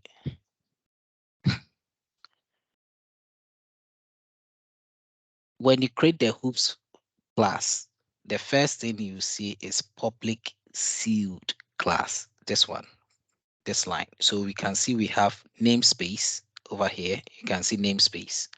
And in the namespace, we have class. This is the class. Okay. We don't need the sealed class because we are going to access this class. So I've removed the seal and left it as public class webhooks. The webhook is the title of the class that I gave it. Okay, so let me expand it again. So you can see the namespace has opening and close brackets. The webhooks, once I expand it, when you see these 3 ellipses here, it means that some information is embedded in this particular thing. Then we have the 2 methods. This method, I don't like it to execute first. I haven't tried with it, but maybe scenario with a tag, because it used to be just before scenario. I mentioned comments, so I won't talk about it. This is just for information purposes. That's why they've given 2 slashes. So what it means that when it's running the code, it won't run these things. So you can remove these details. Okay, let me leave it because I'll use it for something else. The first thing is that you have to declare your WebDriver. In Selenium, because it's an interface, they call it, sorry, in C#, we call it public iWebDriver. Sorry, we call it iWebDriver. So you start with public.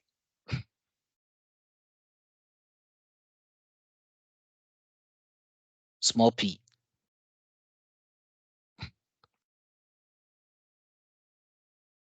I'll bring static. Then iWebDriver.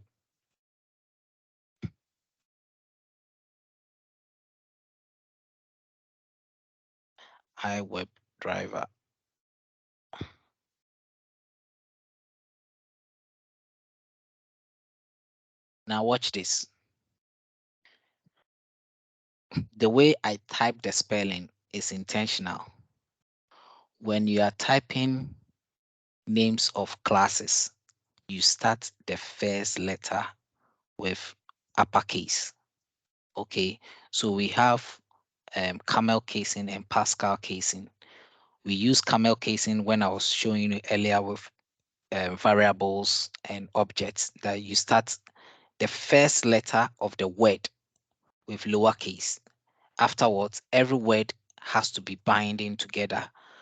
Okay, so you can see web is a word on its own. I is a word or a letter, and driver is a word.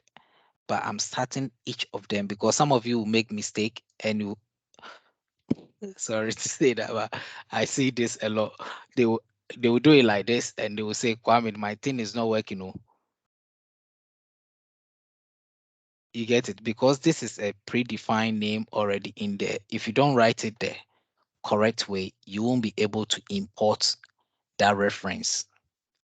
So once you write the public static iWebDriver, you have to import this particular interface reference into this namespace or project. Okay. To do that,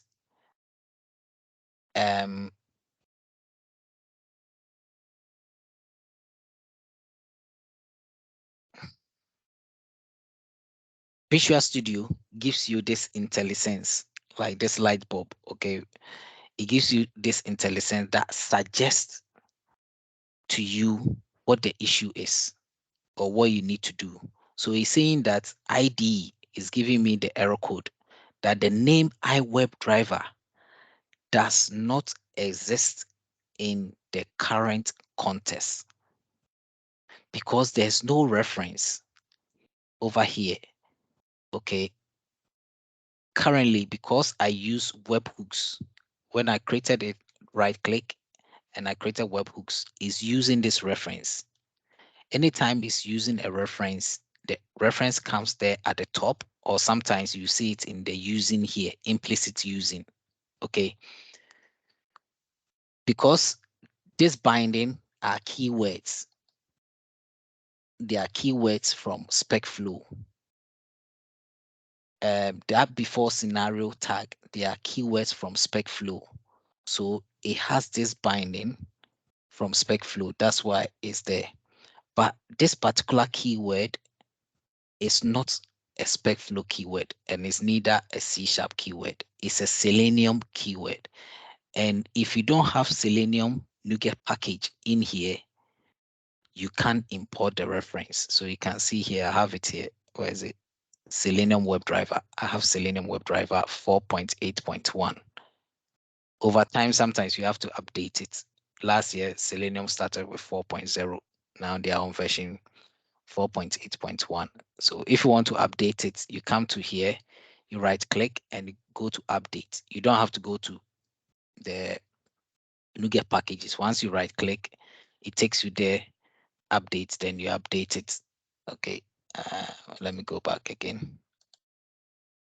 So to do it, you click on the IntelliSense. If you have the WebDriver on the right-hand side in your packages, let's wait for the IntelliSense. Sometimes the IntelliSense, you see it here. Sometimes you see it under. You right-click it.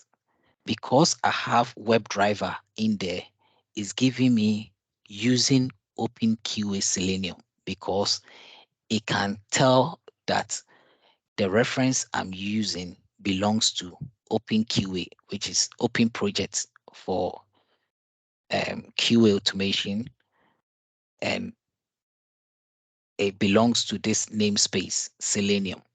Okay. Later on, I'll show you how this thing is created because we've created one here, public class. By the time we create a constructor, you see that we too can create our own references, okay, or namespaces. So you can see over here, the name of my project is Automation Winter BSc. And I created a class called hooks. So my namespace is automation.hooks. So there are predefined namespaces like system, console, and other things from Microsoft and also third-party libraries. Selenium is a third-party library. So we are using the, all you have to do is that usually the first suggestion it gives you is what you need. Okay. So you hit enter.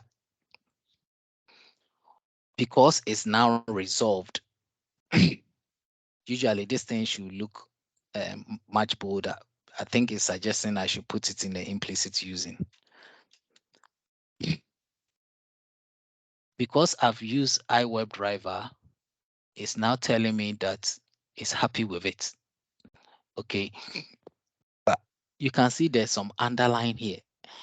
The underline, if you see an underline after a particular statement like this, it means that the issue can be on the statement before. I don't want to interact too much to ask because people will slow down. I know people are paying attention very well. Because I'm missing something here. Because usually if you add, I told you if you add a semicolon like this, you see the underline is gone. Okay.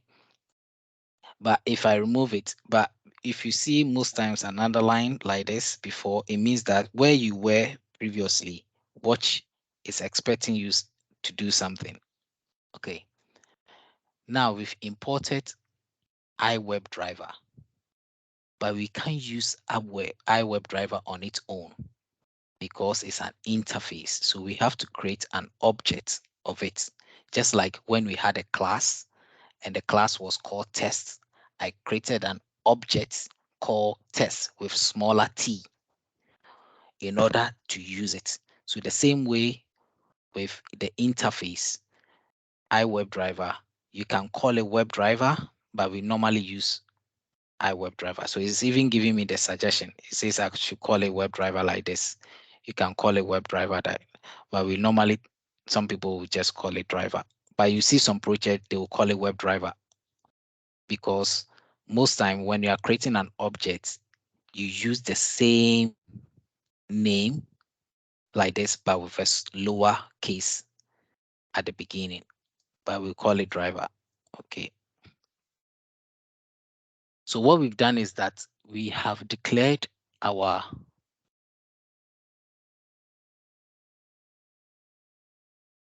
driver. Okay. We have declared our driver object, but we need to instantiate it. You can instantiate it on the same line. Okay. That means we are creating, we are finishing, we want to finish completing um, the object. You can do it on the same line. You can see previously I did it like this when I did a new test.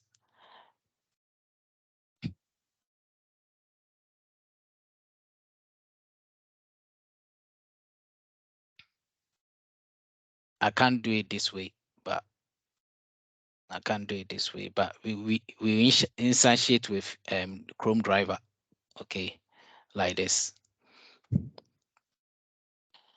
So you can do it this way, but it's not ideal to do it this way. Okay, so what I'll do is that I'll copy this bit. I'll copy this bit.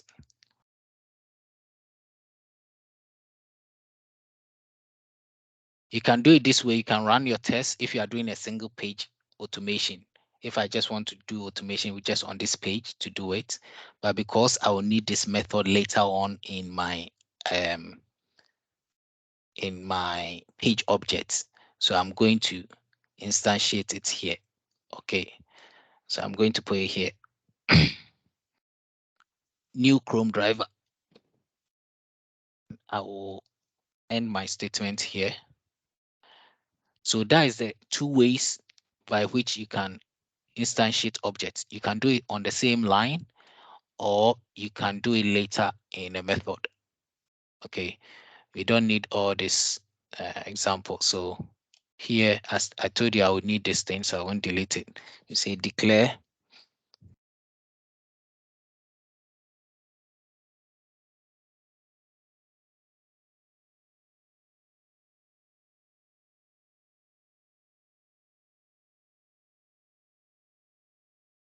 Okay, then over here, we will say, yeah.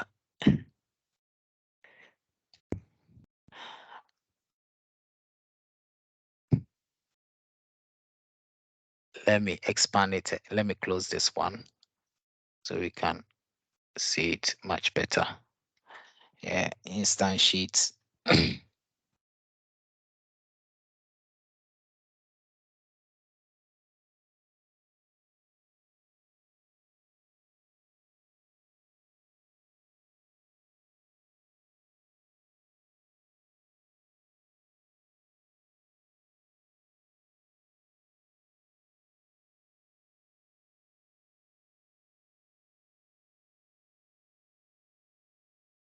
Okay, we don't need this one or this scoping.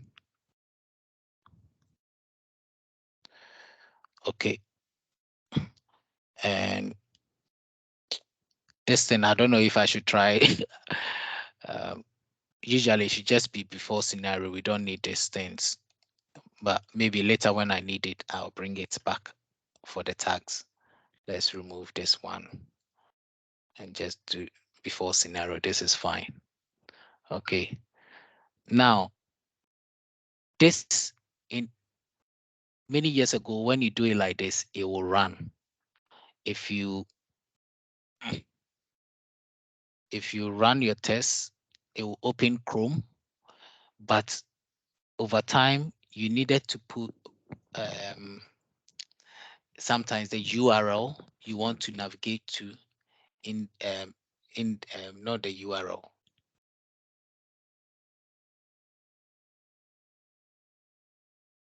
You put the path of where your Chrome driver is in your project over here. So if my Chrome driver was in C drive, you go to C drive like this, not like this. Before it will be C sharp C dot, like where your project is, and you find, because previously you can import I Internet Explorer and all those things. You can get those how do you call it, those driver, the drivers itself, and you can put it in a particular folder on your on your PC.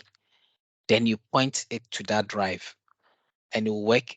These days it won't work. So there's a code that will let us use, but let me run this and see if it will work, if it will open Chrome. I doubt it will do it, but sometimes it can.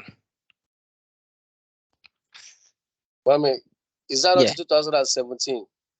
Yes, the 2017 ones. If Yes. if so right now it's opening Chrome for me here. You can see it's opening, but some of you will try this and it will not work. It may not work. Yeah, so um I will try and give you a path that you need to put in here. That way you know always it will work. Because I don't want the situation where someone will come today, Kwame, my my Chrome driver is not opening. Oh. So let's go to let me see if I can find it in a previous project. This is it. Um, hooks.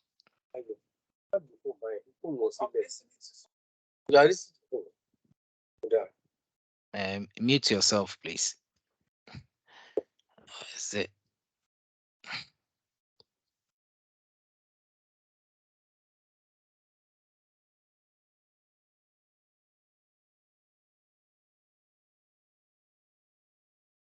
Okay. So I'll put in the chat as well. Where is the chat? Mm,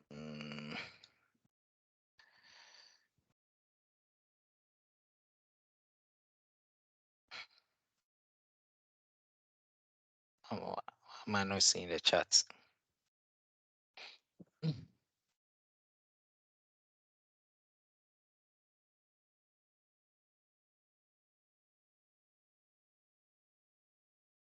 It's quite strange. I'm seeing the names here, but I can't see the chat to put in there. Usually, you should see a chat here to put in the chat. That's strange. I'm not seeing it. Okay. I'll put in the Telegram QA one. So what I've done is I have put this path dot get directory name assembly, get execution assembly, and location. When we downloaded this Chrome from the Solution Explorer, it went to my D drive. In that project I created, there's a place called path. In that path folder, there's a method called directory, and there's an assembly class in there. So it's telling it to execute from that location. So that's what all this means. If I try this too, it will run. But as I told you, not if it was empty before, it wouldn't run for some of you.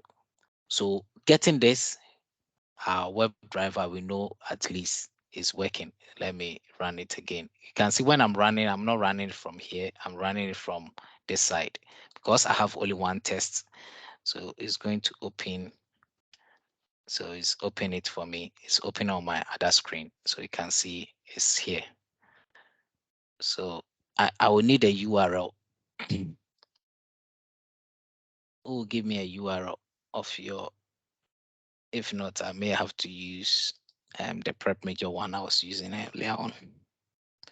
Now, the next line you want to write once your page or your Chrome browser open is that you want to navigate to a URL. Now, this will depend on how your test case or your feature files are written. There are times when, from the BA perspective, when they are writing, given I'm on prep major website, they will add the URL in that particular given line because they've said given I'm on prep major website. So you want to write a corresponding statement that will take that URL from that line. If you are doing that way, you don't need to put the URL here, driver navigate to. You can do it later in the feature file. Okay. But for demo purposes, I just want to show you here that you can put URL. But before I put in the URL, there's another command that is important. So let me minimize my other screen. I'm going to share the other screen for you guys. Then you can see when I'm executing it.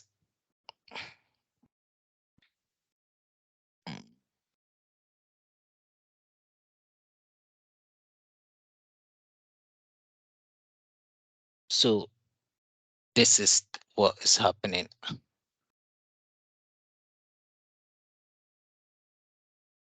I have to pin it this somewhere. So you can see my screen is a full screen, but the Chrome that is opening for me is about 70%. By default, Selenium will always open the browser at 70%. I don't know why, but that's what most times it will do. So you have to maximize the screen. Now remember, when we were learning about Webdriver, we mentioned that Webdriver has certain capabilities. It has the capability to navigate to and from. It has the capability to shut down. You can see now I haven't shut down the website, the browser. It will still open like this. But I have to write a command in after scenario that after scenario, I want to close this session. So my next test will come here, but I want to go to maximize. So if I write driver,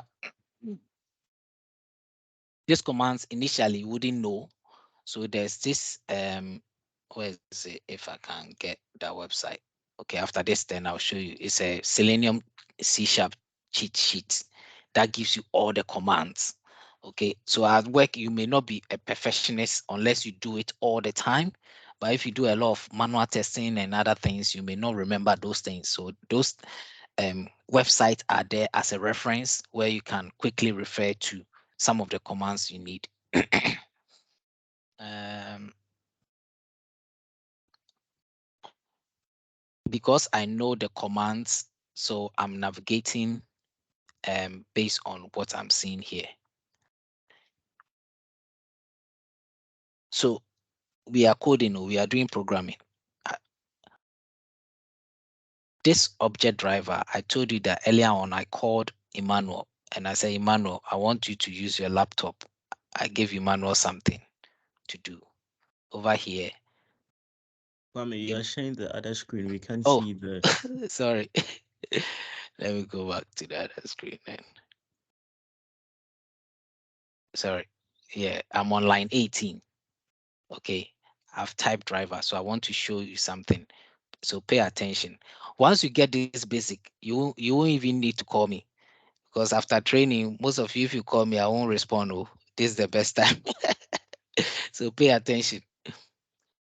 I mentioned that we are in a QA class, right?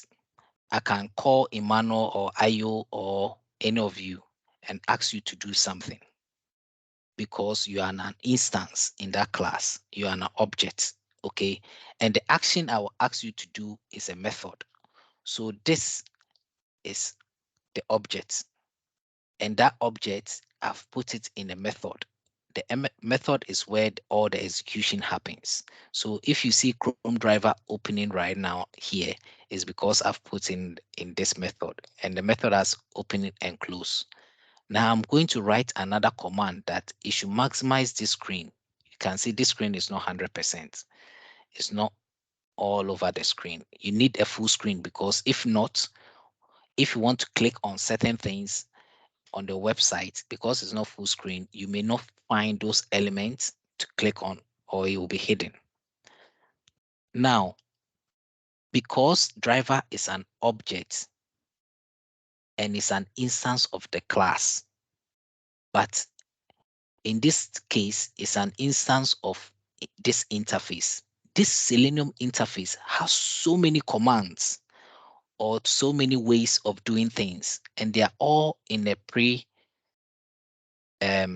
pre-configured methods that you don't have to worry, because you have imported that Selenium API over here. It has all the commands that I need, and that commands are in a form of methods and properties and other things. So in order to call the command that I need to maximize the screen for any object, you are going to use period or full stop like this. You can see immediately I hit the full stop, it's telling me, sorry, let me drink some water. It's telling me these are the options that comes from this driver object.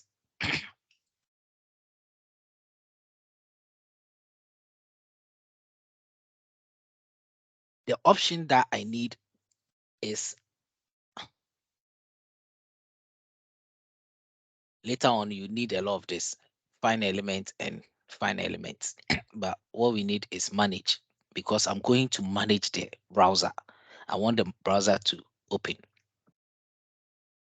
But manage, you notice that it was purple. Anything that is a purple is a method. And I told you a method should end with opening and close brackets, isn't it? So we have to put, if not, you can see there's a red underline over here. So you hold the shift key. In order to do it faster, you hold the shift key and you press 9. Where you have number 9, there's opening brackets there. When you do that, it's happy with the method. Now, you haven't finished the statement. You can finish the statement like this, then it's happy. But because this is a method, I need to tell it that what should it do? Okay. I want it to manage the browser in what way? To minimize it or maximize it or full screen. So to call another special method in iWebdriver, because of this instance, see, I'm pointing the screen with my hand, thinking that because I want to call another method in this iWebdriver interface because of this object, all I have to do is to hit the period. So he said, oh, what do you want to manage? Do you want to manage a network, a window, network, should, invoking? I want to manage window because Chrome window is open.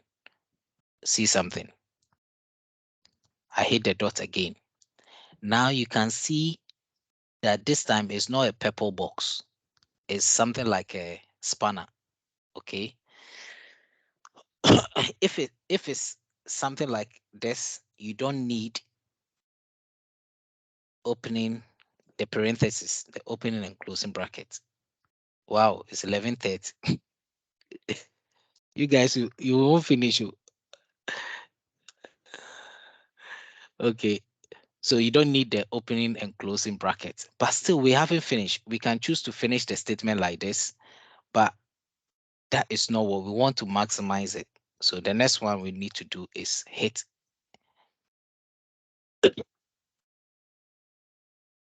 the full stop again. It gives us option. We want to choose maximize. Now we are happy. And I press tab. So what this will happen is that this time if I run my test code, okay, is building is building the code that is going to maximize the screen.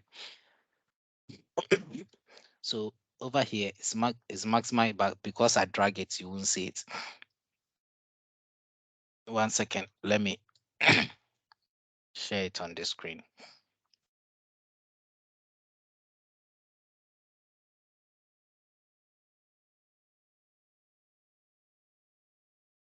Mm, mm, mm.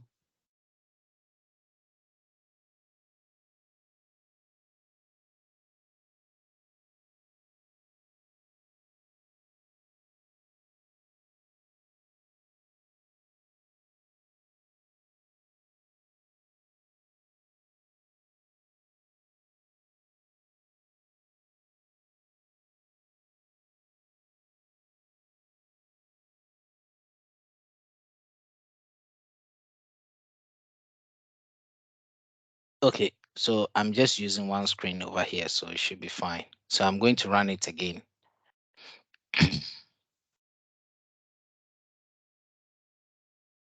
So you can see the full screen now.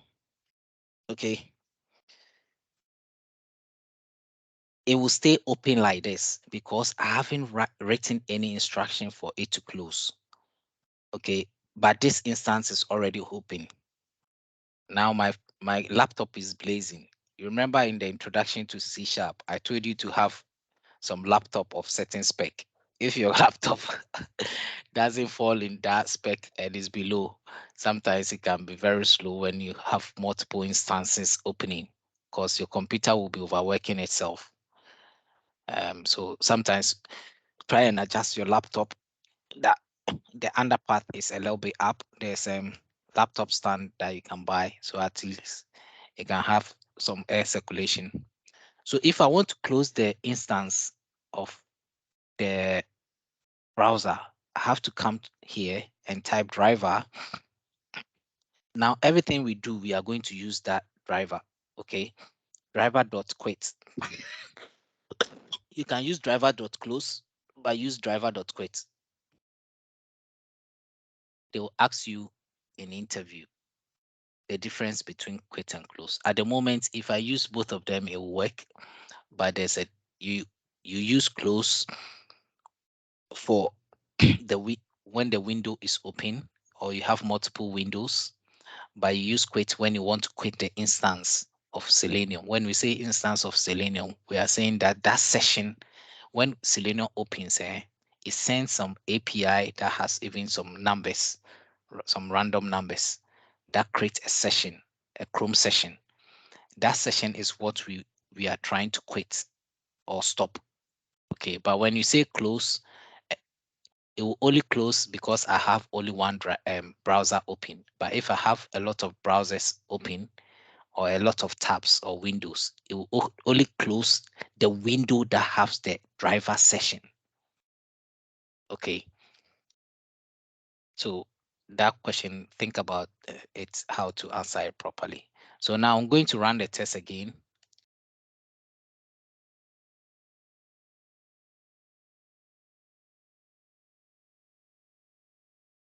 You see, it was so fast. It happened in the twinkle of an eye because unless I put thread or sleep, then you can see what I'm trying to see show.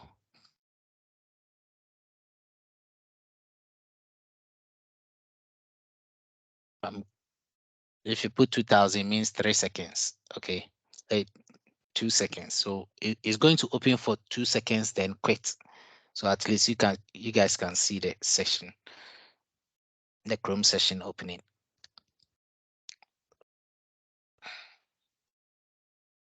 So it will stay for 2 seconds, then it close. So you can see sometimes you can temporarily use sleep, thread or sleep, but please don't be using your code too much. And when they talk about it in interview, to don't talk about thread or sleep. Talk about wait. Because once you start using this thing, they will think you don't know how to use wait. Um, so I'll end the session here. So here I've written instantiate, then we say maximize Chrome driver.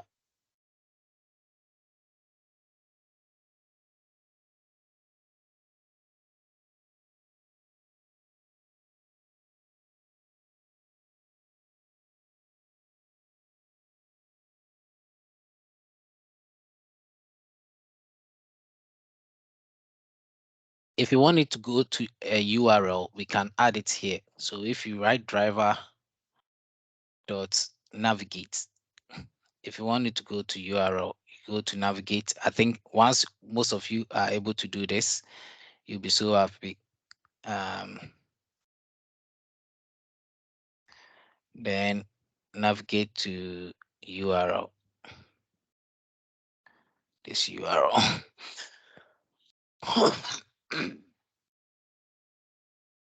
So you can you will notice that although I've completed it, it's not happy with the go to URL because this URL it always need a method overloading. See, I told you about method overloading and method overriding.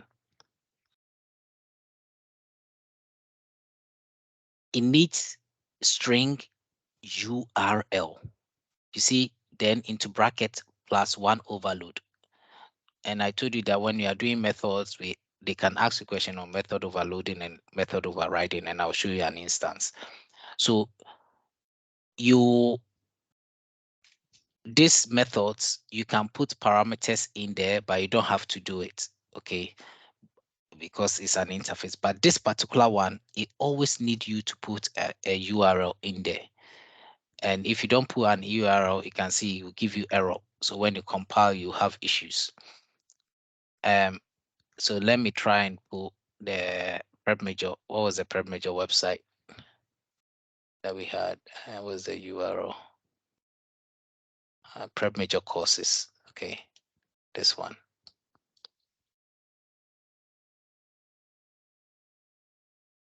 You will notice that the argument is asking for parameter. I say string URL. Okay, you can hard code it. You hear the word hard coding. Hard coding is like when you put the actual values in there like this. It will work, but it's not ideal. When you are copying from the website, copy exactly what was there. Okay, don't type. Most time when you type, it's easier to make mistakes. So just go there, copy the exact URL like this, and paste it there. If you do it like this and you run the code, it will work.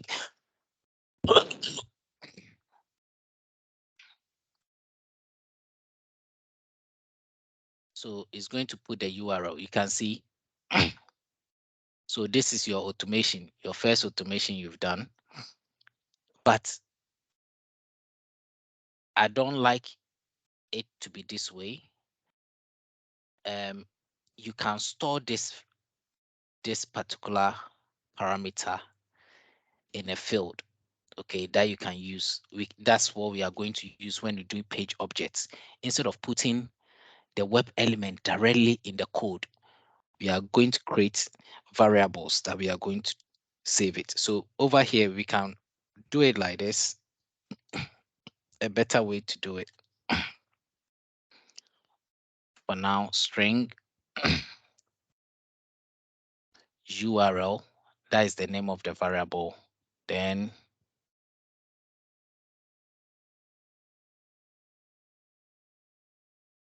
we save it like this.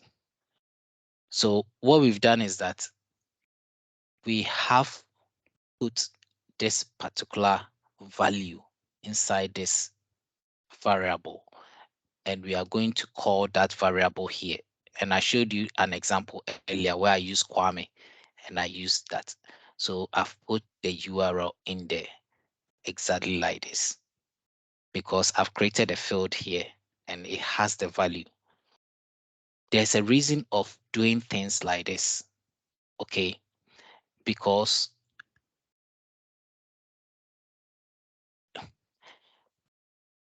there are times you hear about inheritance. These are what we call OOP concepts. OOP concepts. Why is it typing this? Encapsulation, abstraction, and what's the last one? Polymorphism. Okay, polymorphism is an example of this one where we were doing method overloading and method overriding of many forms. But there are times you want to protect certain things. certain values that are important. So when they are coding and they are using sensitive data, passwords and things like that, it's not good to store them directly like this in the code. You either protect it. So we learn about properties where we use. I think I didn't mention properties. If you do prop like this and you do double tap, it gives you what we call getters and setters, where you can store value like this and use it later. This is the safest way when you are creating like salaries and IDs and setting authentication. You can store properties. If you store it like this, it's dangerous. Somebody can call this somewhere and your code can be running in another class. But if you store it like this, you can put private in that particular field to store it as a private string. That means that this will only be used in this particular class. If you make a public string, it means that other classes can use it. For example, over here, I've made a public static. That means this iWebdriver, I can call it later in um, my page object class. But if I make things private, the accessor private, that you can't access it. But because I've made it private and it's in this class, if I run my code, it should go to prep major.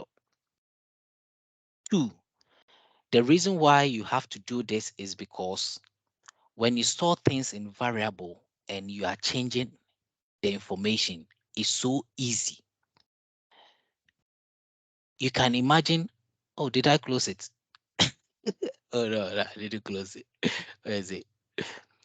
You can imagine there are 10,000 lines of code, and there are some projects they have lines of code like that, and they have so many areas that has ATTP courses prep major that you have to change. It will be a headache even if you have to change 12 of them in a day or 100 in a day. You end up using the whole day to change it. But because of that, if you save it as a field like this, all you have to do is that once you change it here, you change the value here, and I choose maybe BBC. Let me choose another website.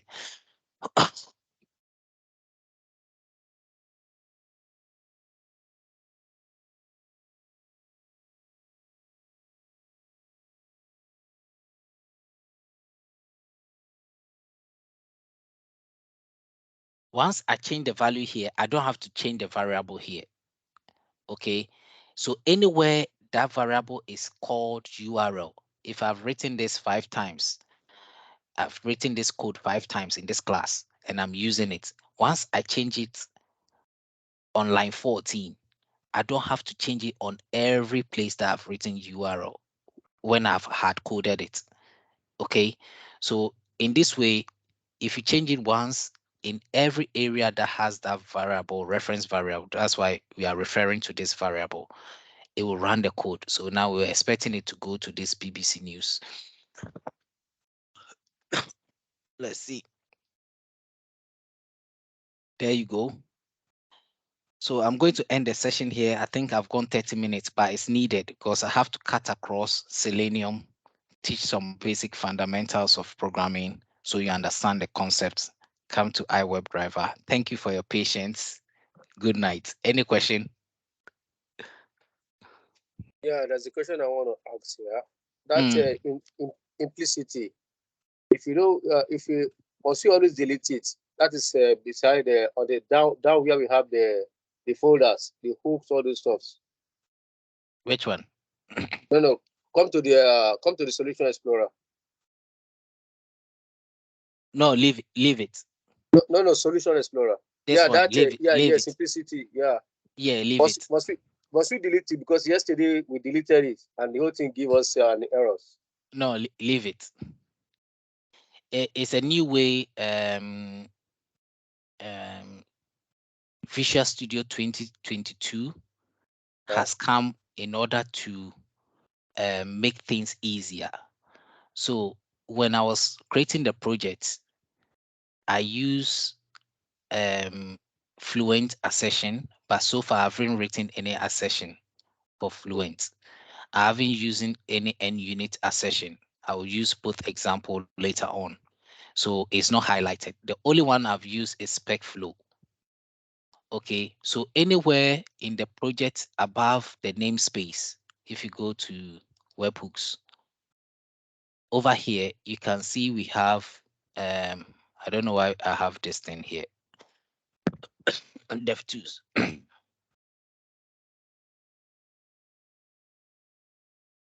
These are also using statements. This using statement is a reference to a project called OpenQA. The Selenium company, if you go to Selenium HQ, when they were creating this in C#, they called this project OpenQA. And under OpenQA, this is the class Selenium. And under Selenium class, they had all this method: manage, navigate, maximize, go to URL, and all those methods we are going to use. So what they are saying is that first, every project will have the using statement here, like it's here now, but they've added the Simplicity. implicit, that it's implicit because they have made it like this is inherited in the project. So I can choose to take this and cut it and go to Solution Explorer. Where is it? Implicit using. But I have to use global. I have to use the keyword global. I have to use global.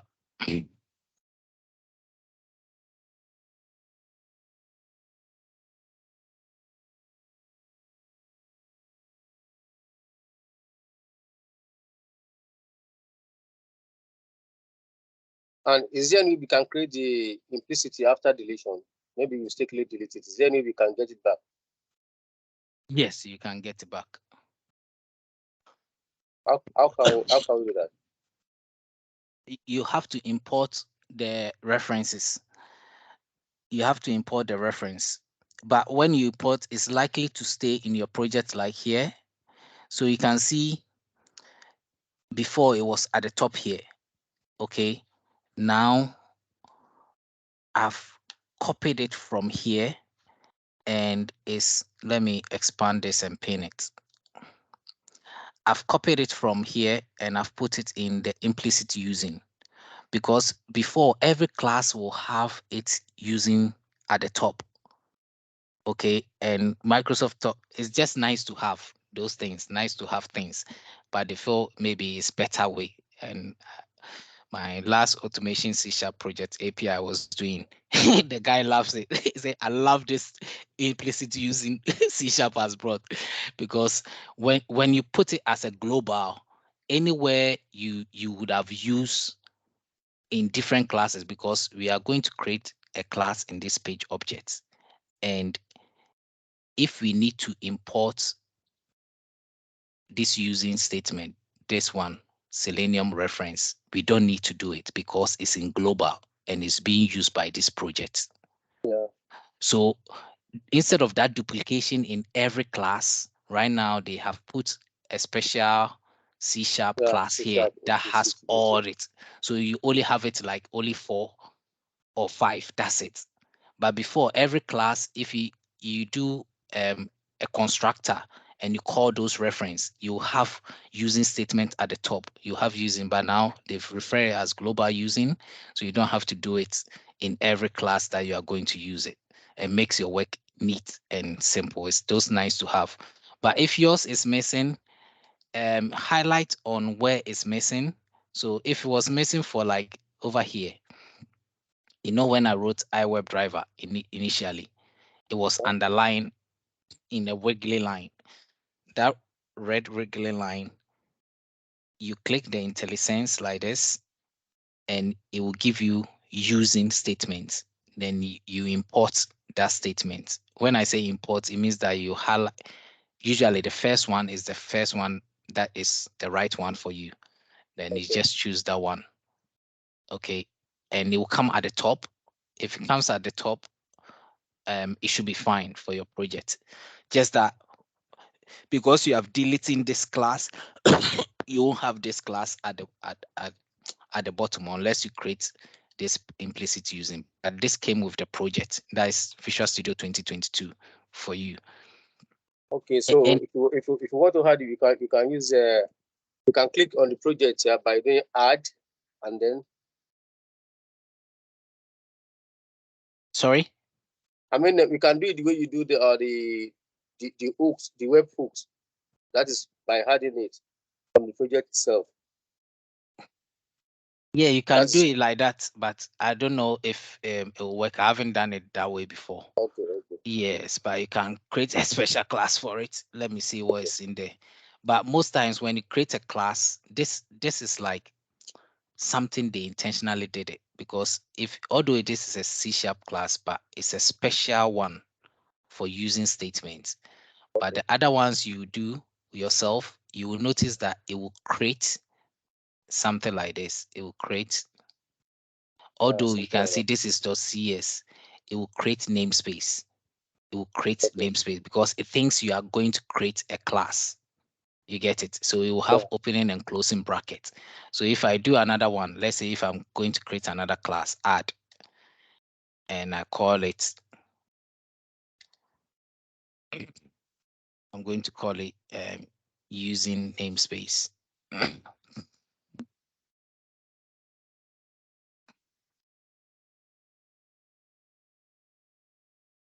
And click add. So you can see this is what I was trying to say, that it will create a class for you, but it will have this thing at the bottom as well, which you Yeah. don't need because it Yeah. thinks you are going to create a class. Yeah, but it's a special one. But if you deleted it, don't worry, you can create a new project and we work from there. It shouldn't be a problem. Or even if you don't add it, we can still work in the old school way and it still work fine. Okay. Thank you. All right.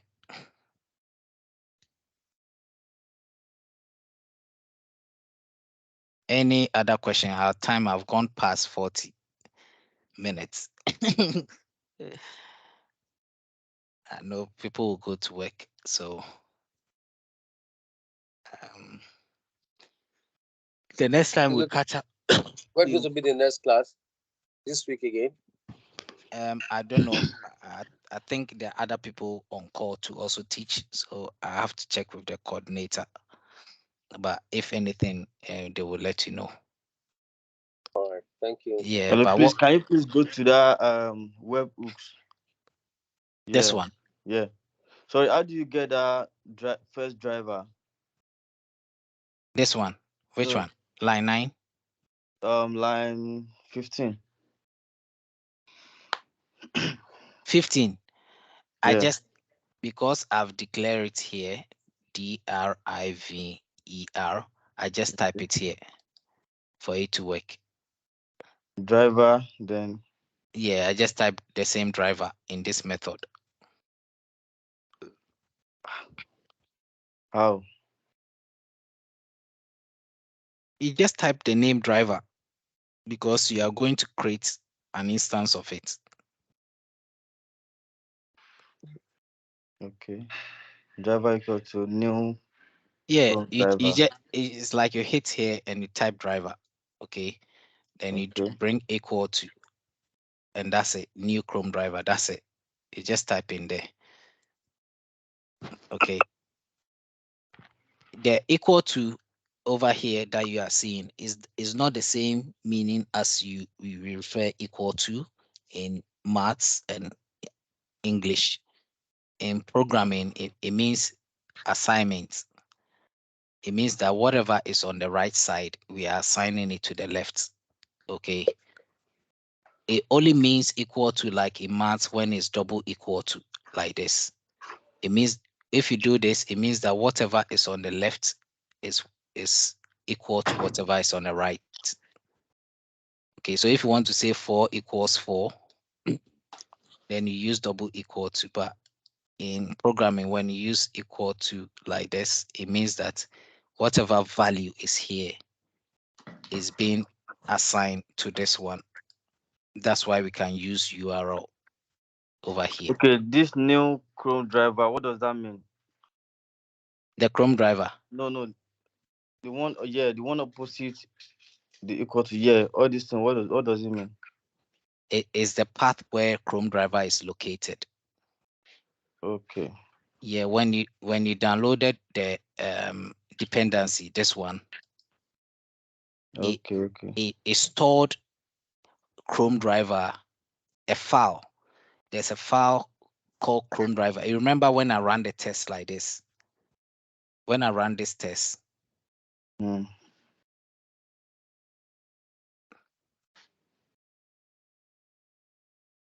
this Chrome driver that just opened, this Chrome driver, Okay. is not the same one as the one on my computer. This Okay. this is the special one that you imported. So Yeah. it's pointing where this particular file is Yes. Okay. so that it can execute it. Okay. That's Okay. where, and I said that in the Visual Studio 2017 and 2019, some of them you don't even need to bring path. But over time, it was giving issues. So if you put in this location, it knows exactly where that file is, then it can help execute it. Okay. Yes. So if you want to run the test, are you going to highlight it then click run, or we don't need to highlight it? You have to highlight the tests, because if what will happen is that if you have 20 tests and you just click run, it will run all the 20 tests. But maybe the test you are working on is just one particular test to do with adding prep major courses. Okay. Maybe you have tests for login, you have tests for sign up and other things, but the test you are working on that you want to see whether it's working is, so you have to highlight the text that you want. To highlight it, you can drag to see the full name. You drag this thing. It may look easy, but you'll be surprised when you are doing it. It will be going all over the place. Yeah. Um, so you drag the duration all the way to the right so you can see the length of the test. The test is called add two numbers, but our next session, I won't call it add two numbers because that is not the test we are going to write. Okay, this is the one that was in the calculator feature. So if I change it here, verify that user can log in Navigate and log in. log in to have major watch something. If I build it right now, it's going to change the title of the test here. So let's build. You can clean and build, or so you can see the title of the test has changed. Okay. Although there's space in between when is executing it or is adding the test, it doesn't leave space in between. So you can see verify that user can log into Prep Major. If I change the calculator feature to be login or sign up, when I build a test, it will change it. Now, again, the question you also asked, because it's important, that's why I'm taking my time to teach, but I need to go and sleep. Um, the if I run it from here, because sometimes when I'm mentoring, I teach people to run the test, they'll run it from the feature level. And basically, maybe what we need is just the scenario level that we want to run. If you let me build this one because I'm now calling it login. Let me build it. You can Visual Studio sometimes doesn't save your work, so you have to save it once when you are making changes. Let me build it again. So it's going to change it from calculator to login feature. You can see login feature. If login feature has two tests, if I click on the feature level, it's going to run all the two tests or four tests or five tests. If I run it from project level, all the tests within the project will run. Maybe the test has 10 features, and the 10 features have 2 scenarios each. If you run it from this level, that is what is going to BCSC features. If I run it from this level, where is this? This level is going to run all the tests. By the moment, it's showing I have only one test at the project level. So it will just run only one test for us. Eh, thank you. I think your question is answered. Bye. Good night. Good night, everyone. Thank you very much. Okay.